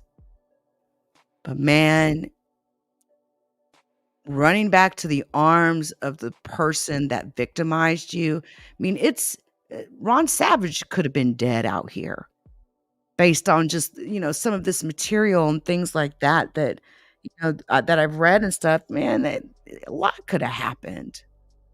Hold that thought, y'all. Hold that thought. Hey, hey, hey. What's up? Hey, behind the bar. Man, Go for it. I knew, especially when he popped up and just the energy he was giving, I said, yeah, this about to be some utter bullshit. I mean, I had already seen the whole thing at the park with him hugged up, right? But just the energy he was having today, that was kind of amazing to me, because when you were rolled out to us, you were a little bit different, right? You were a victim then. I mean, and I'm not saying you're not a victim now. Right. But it's just interesting how you've turned on Layla, bro. And the way you was talking, I'm not really big on threats, but I didn't like that shit. Right. Like, you mad at her because she's advocating for victims. She's doing the job you were supposed to do. And helped him at one and point. helped you.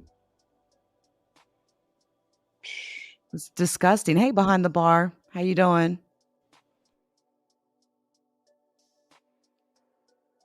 Can't hear you.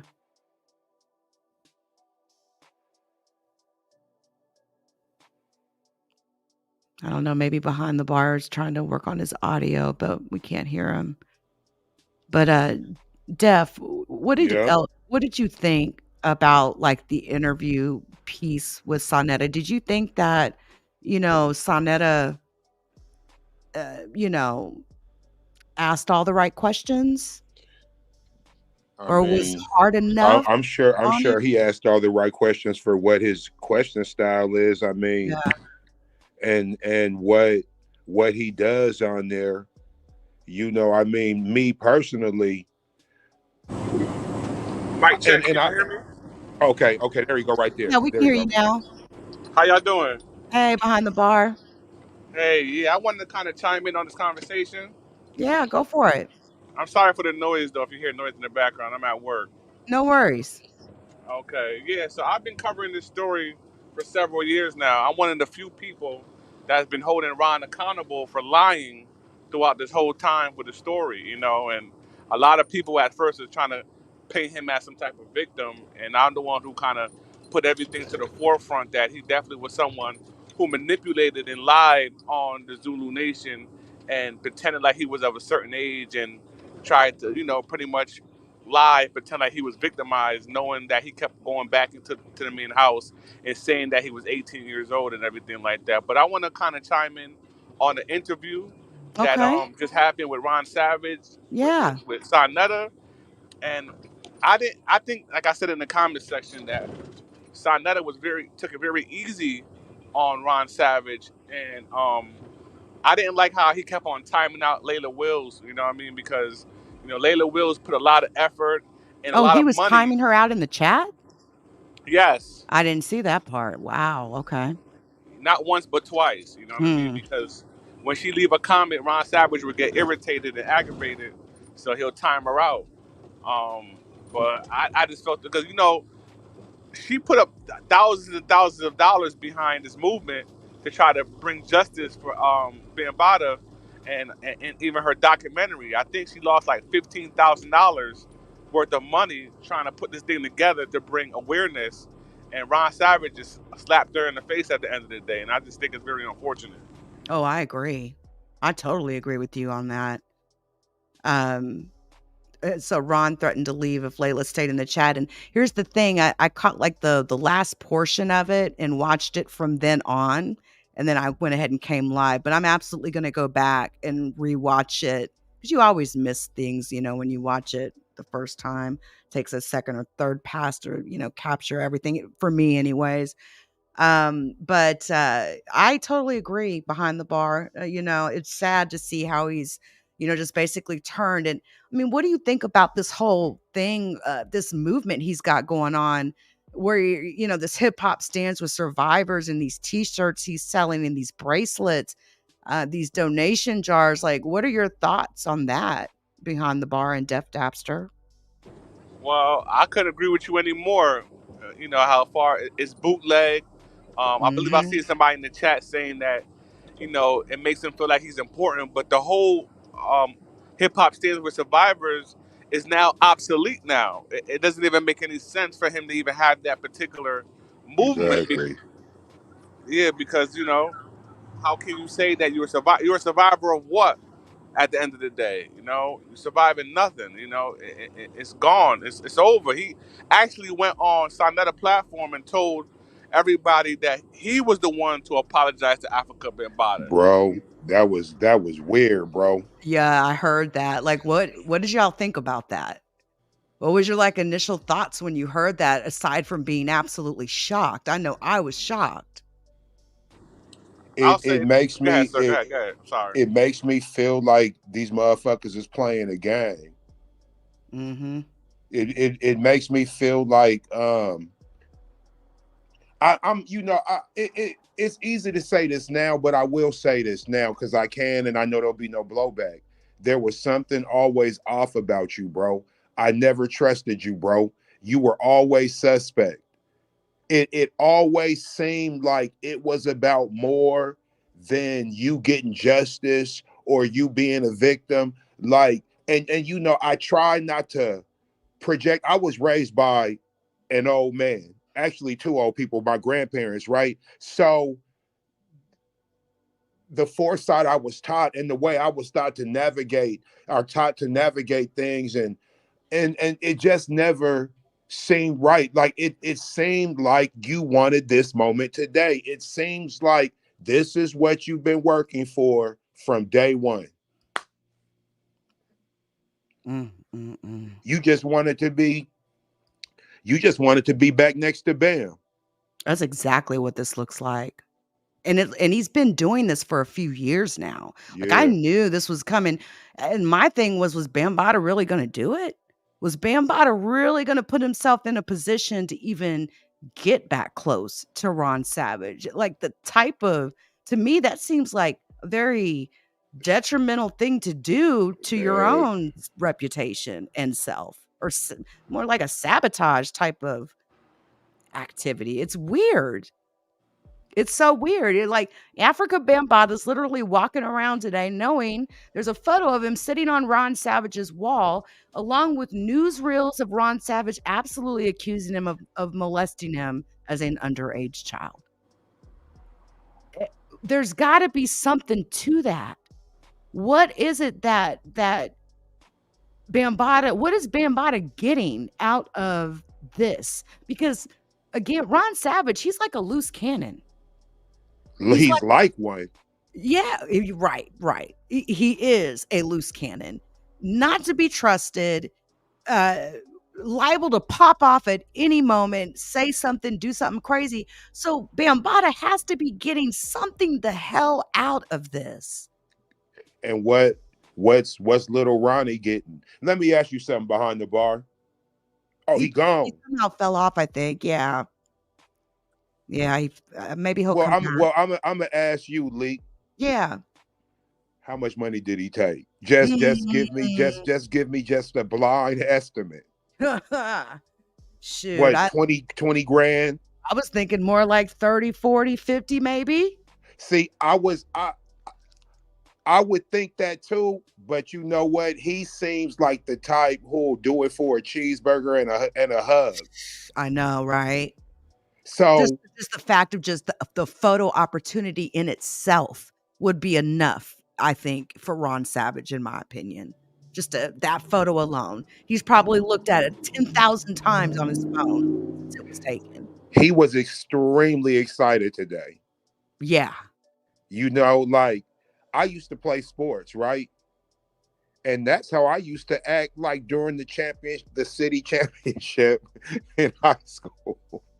Just frothing at the mouth and just going nuts. And And I was just like, wow, bro, you're just like the king of New York today. Like I've never seen you this New York, bro. Because he's geeked up.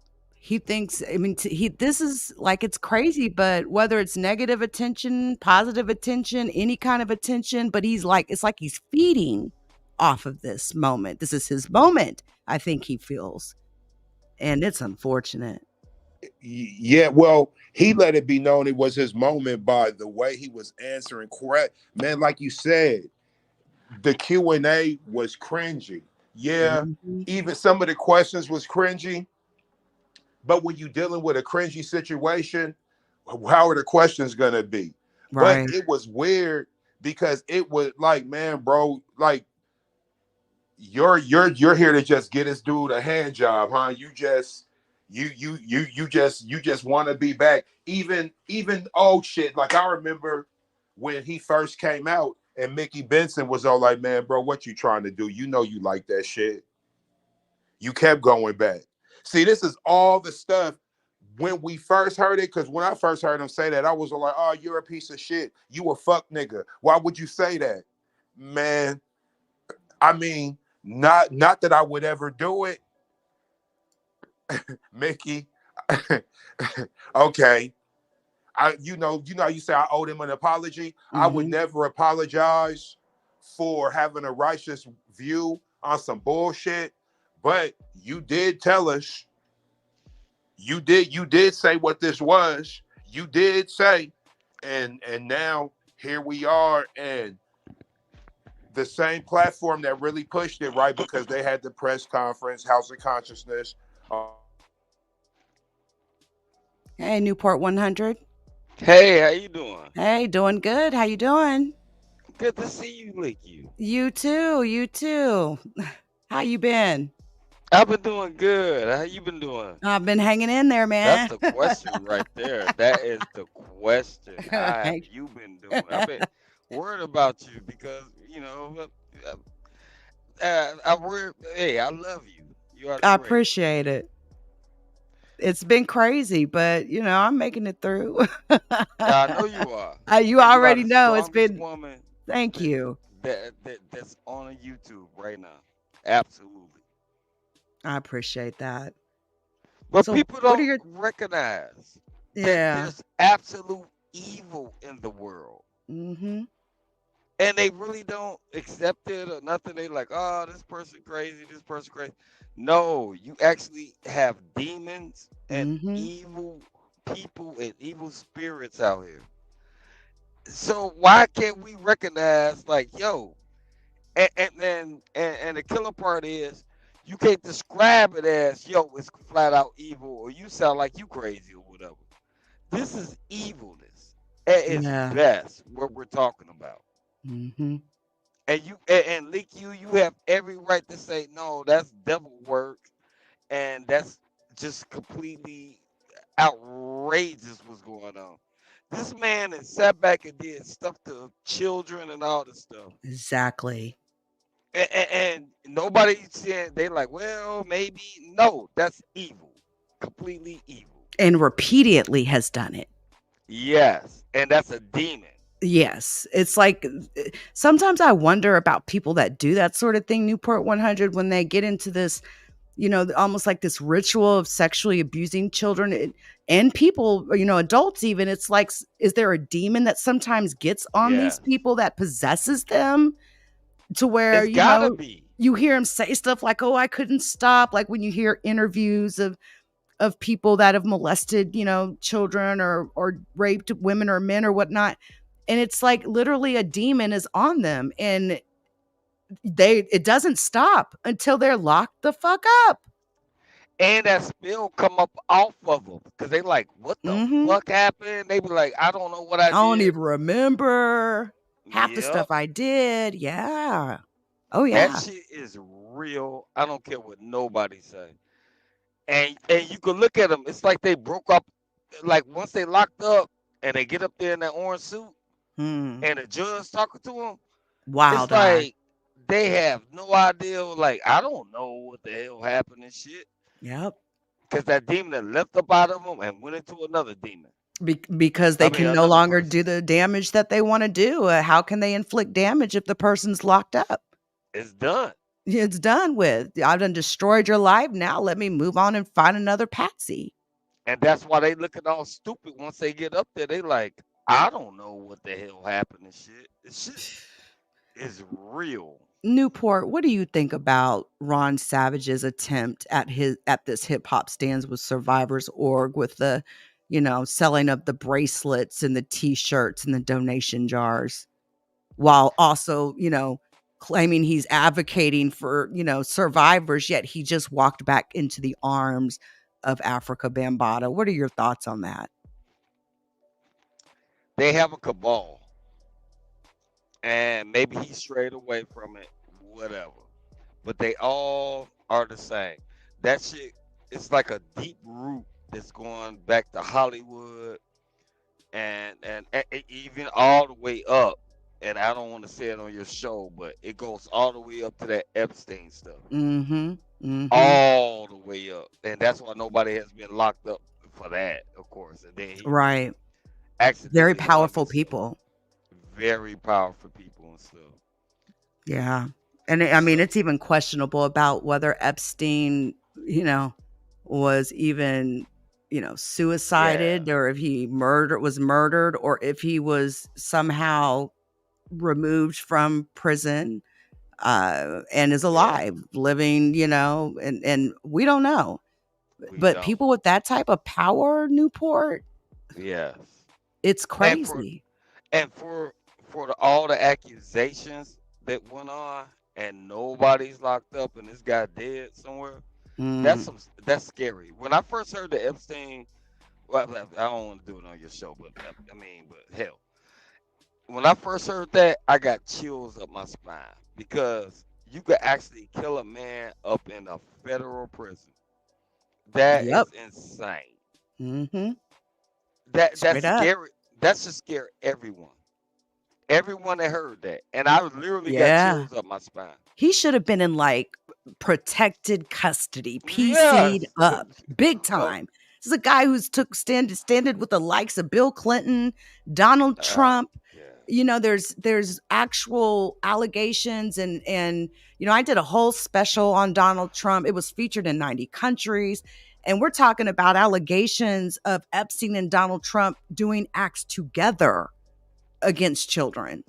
So it's like, no, you go up and look up at Biden's laptop, Joe Biden's. His son's laptop. Yeah, they said it didn't exist until he went to court and everything, and then that popped up. Oh, it just showed up at a I want to say it was a gym or a coffee shop or something like that, but it just popped up out of nowhere. That was an absolute political move to hurt, I believe, Joe Biden. And Hunter Biden is now paying for a lot of the things that were found on the hard drive of the laptop. Amazingly, the fact that someone was able to get in he left it behind at a computer place. Right, and exactly. Yeah, that was what it was. Yeah. Because he was high. And the killer part, for it. They doing it right in front of your face. At this point, at least they had the respect back in the day to sit back and try and cover it up. Right now, they just like, fuck you. We'll do it right here. Prime time. We don't give a fuck. We're going to show you everything we're doing. That's because motherfuckers are ignorant to facts. And facts on that. And LeakYou, that's why I like your channel, because you actually show them. It's like, it's right here. It's completely right here in front of you. And they only have the respect to sit back and fucking hide it. They have no respect. None, zero, zilch. They will sit there and lie about the very fact that is in their face, said by their own words that came out of their own mouth, and they'll still lie about it. And then say, fuck you. Afterwards. You question them and be like, wait a minute. You just said X, Y, and Z, like right here. And they're like, well, you didn't hear it. Yeah. Yeah.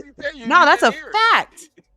That is a fact. And I've dealt with that recently, you know, as many people probably know, with a certain individual that just, you know, blatantly, you know, talked about watching CP and just, you know, tries to twist It's right it. there. Yeah, it's you said this. These are your words. And that's the one thing I really love is to use one's words against them. You know, I'm going to let your words speak for you. Speak for yourself, actually, you know? And that's really, you know, that's kind of one of the tactics I think that I use that I can't help it. And it just comes from that like truth aspect where, you know, I just want to deal with the facts on something. Me too. Screw the emotions and the feelings. Let's talk about just the facts. Yes, I want the facts and the truth. I don't care about no YouTube relationships, no, you know, who likes who hates who's into it with who. I ain't even keeping up with all that. Yeah, I got you my can't. own stuff. You can't be 100 worried about who like you and who you offend, man. It is what it is, man. Hey, this shit ain't personal. It could get personal, but said I'm just here for the facts, man. But the crazy part is that they counting on how ignorant people are to where they literally telling you the facts right in front of your fucking face. And then if somebody say something like, wow, that's a lie, they're like, bold face saying, yeah, we know it's a lie, but don't you worry about it. That's insane. Or they sit back and be like, yeah, we lied in front of you and shit, but don't worry about it. Like, yeah, not just overlook it. Explaining the lie. Yeah, don't worry about it. Yeah. No big deal. Nothing to see here. Nothing to see here. And we lied right in front of your fucking face. Right. Starting to, like and they I mean, say, overstand.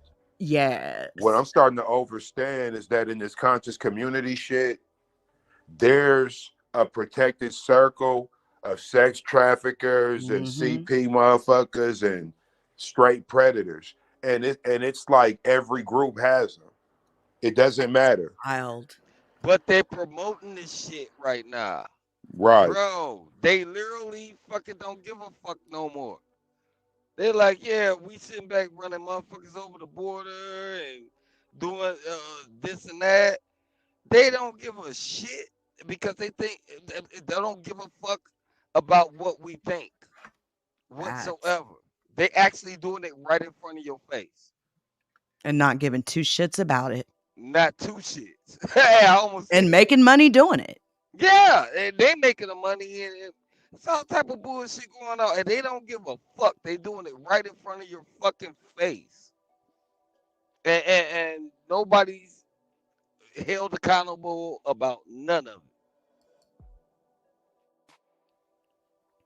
Yeah, this is pretty incredible as far as, you know, these events, the articles that are being written, the blatant disrespect, you know, to take a movement meant for survivors and try to commandeer it for your own selfish wants and, you know, selling stupid t-shirts and ankle bracelets. And I want to know what penny of that money is going towards any advocacy for anything. Oh, it's not.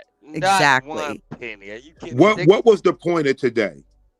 What did we learn today? About what? About Ronald Savage and that Bambaataa situation. Like, what was the point of that today? Ron Savage said it was his closure tour. He's on a closure tour. Oh, that's right. It's his closure tour. Yeah. Got it. His own words. And apparently he was on Choke No Joke as well. So yeah, this is he's on tour with this shit? Yes, he is on tour with this. Oh man, come on, man. See. Hey, Unseen. Yeah. And said so. He actually said that on his post. This is his tour, his closure tour. It's a throw it in your face. Right. And tell peons who they think we are that you can't do nothing about it. And they got all the power. You can't, we talking about it tonight. They get two shits and he gonna go on tour tomorrow again. Facts. Keep on talking. We may mess around and see him on, a New York radio station. Yeah. And other bloggers who are going to pick this up because the picture's so unbelievable. It's so unbelievable that that Bambaataa would even allow that to happen.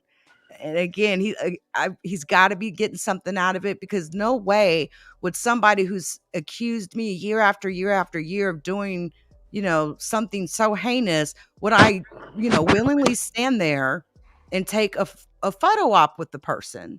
That is But weird. think about it. For you to think about doing that, like 20 years ago, oh my God, forget about Yeah, it. right. Now you got people that's in power right now, and they support all this shit, all this bullshit that's going on. They actually support it. You couldn't do this 20, 30 years ago at all, whatsoever. You would get slammed, and God knows what else will happen to you. You know what I'm saying? Mm-hmm. But now you can sit back and do this. We all should be offended completely. I'm offended. And Utterly offended. completely offended. But for him to do that, the powers that be let him do that and told him to do that. Yeah, man, it almost leaves one with no words, don't it?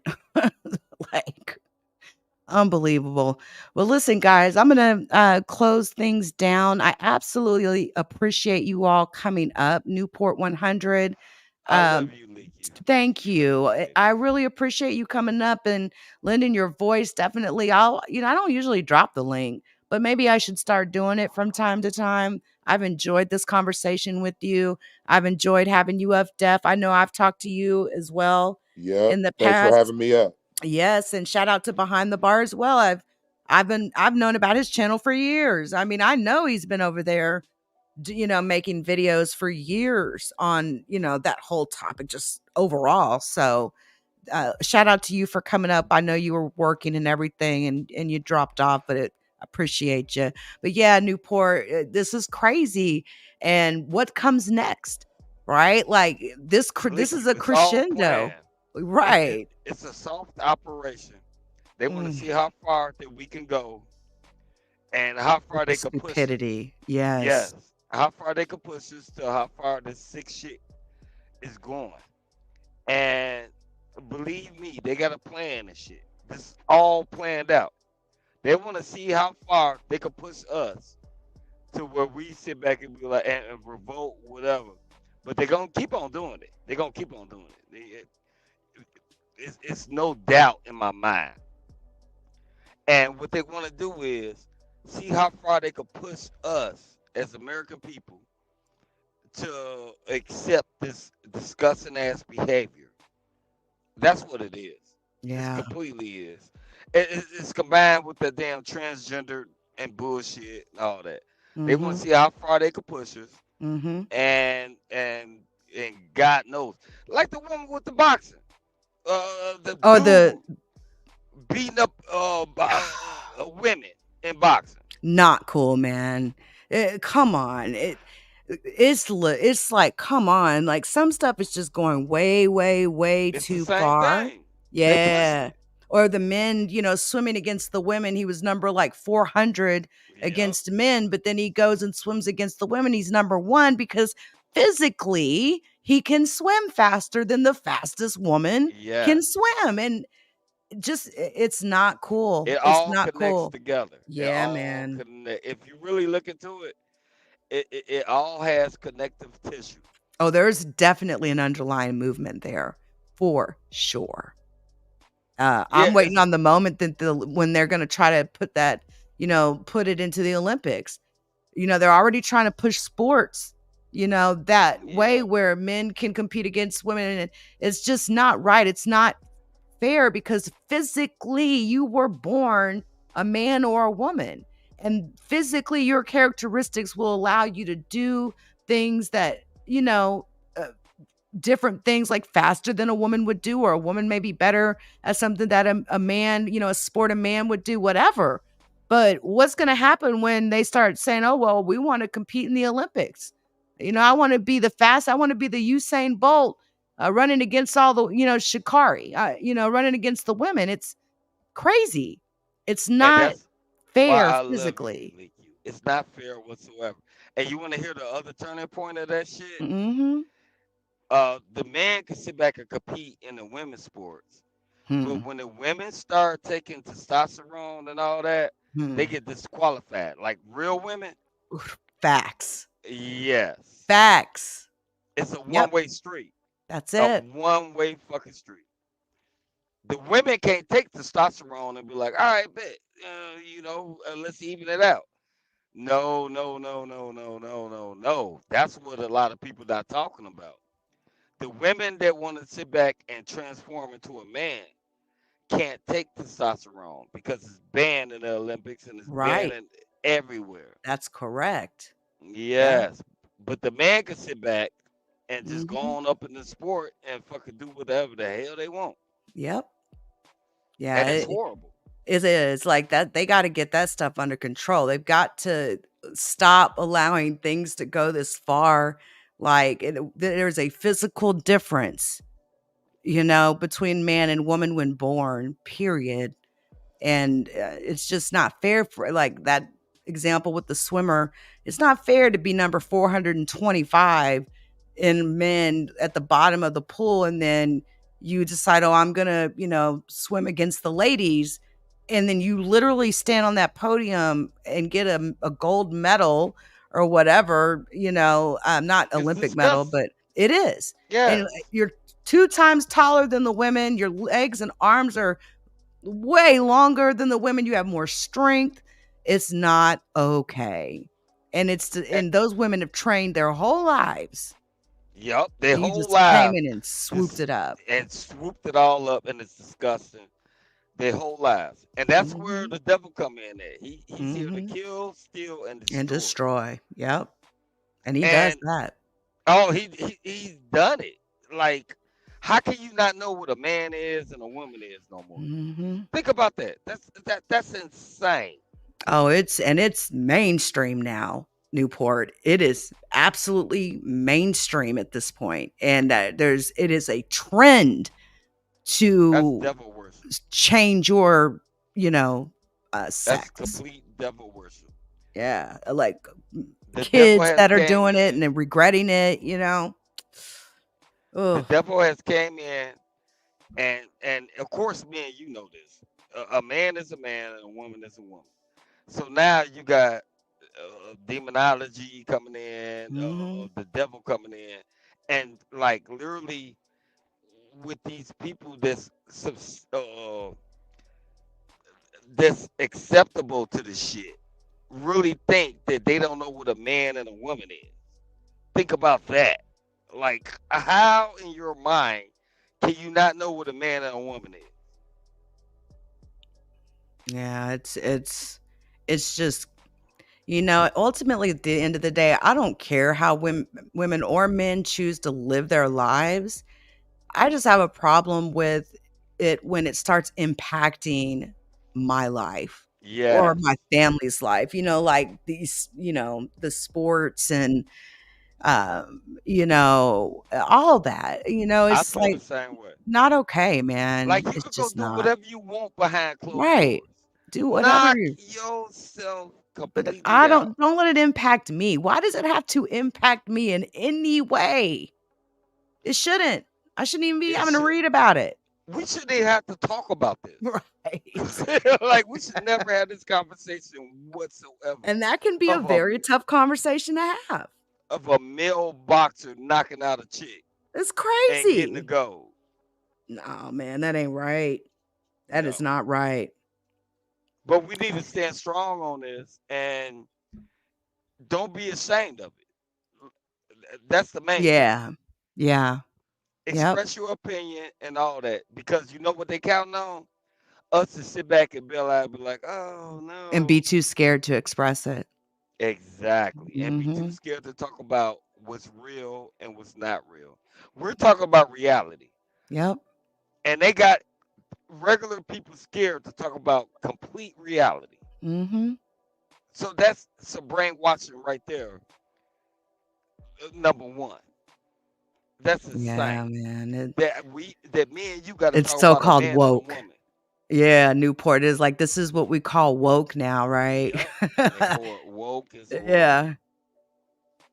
Well, All thank right. you for Well, having me on. thank I you for coming love up. you.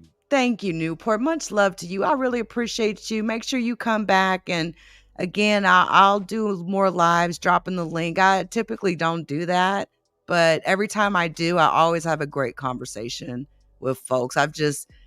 Over the years, I've gotten so used to being able just to do my content and not even have to have a panel or a platform, like a panel to do it. But when I do have one, it's so much fun. So I need to do it more often. And I think the audience sometimes enjoys it. I just don't want to ever be a channel holder where that's all I do, where I got to depend on people to show up to have a show. That'll never be me. That'll never be me. But I do appreciate you coming up, and I'm going to go ahead and close this out. So, I love your show. I love your thank videos. you. And Thank I pray you. for you all the time because you are the original article. That's I what you are. appreciate that. And you are a real woman. And I pray for you. I love everything you say. And I'm about to And get that up means a out of lot. here. Yeah, man. Newport, thank you. That means a lot.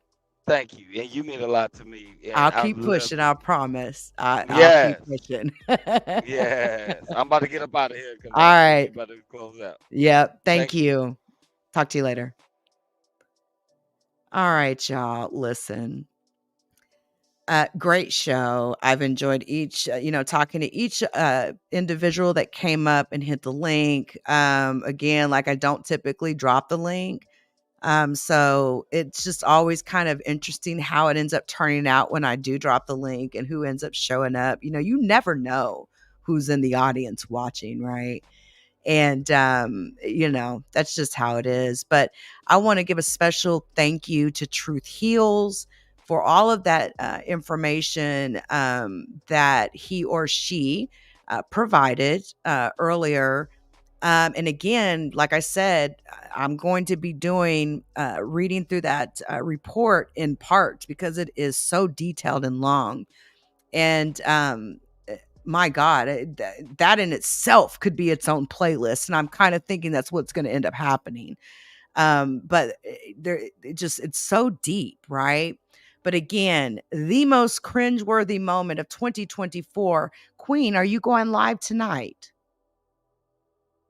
I just want to see if Queen's Throne is going to be going live tonight, because I know she said earlier that she was going to be talking about this whole situation as well. But I'm not sure if she's doing it tonight or what. So I'm trying to confirm before I close up. They went to a motel after the meetup, Bam and Ron. Oh, Info Warrior's been on one in the chat. Info Warrior's been on one in the chat, baby. Shout out to each and every one of you for being here while we wait to see if maybe Queen will respond on whether or not she's going live tonight. Allow me to pay a few bills if you don't mind. Shout out to the LeakYou community. Please join us on Spotify, Apple Podcasts, Google Podcasts, and Amazon Music.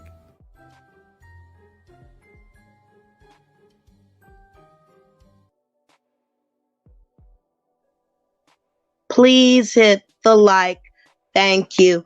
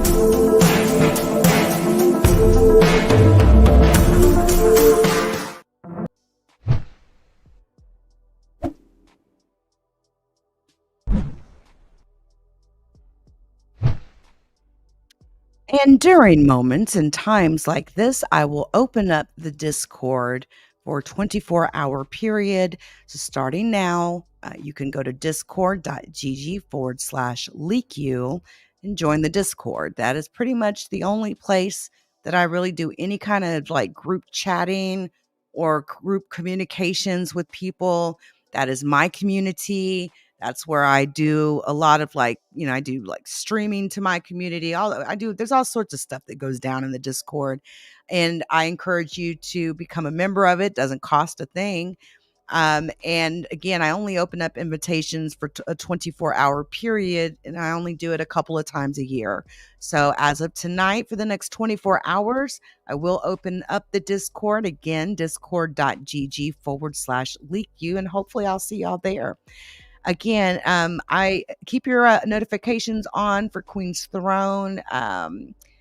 She's probably editing or whatnot. But I know that she's planning to go live for sure to talk on this, but I'm not sure when. So make sure you keep your notifications, turned on for that. I appreciate each and every one of you for coming through and hanging out with me as we discuss this situation, this whatever you want to call it. You all, this is again, expect to see Ron Savage on other places on his closure tour, as he's calling it. Again, I appreciate each and every one of you for coming through. Until next time, everyone.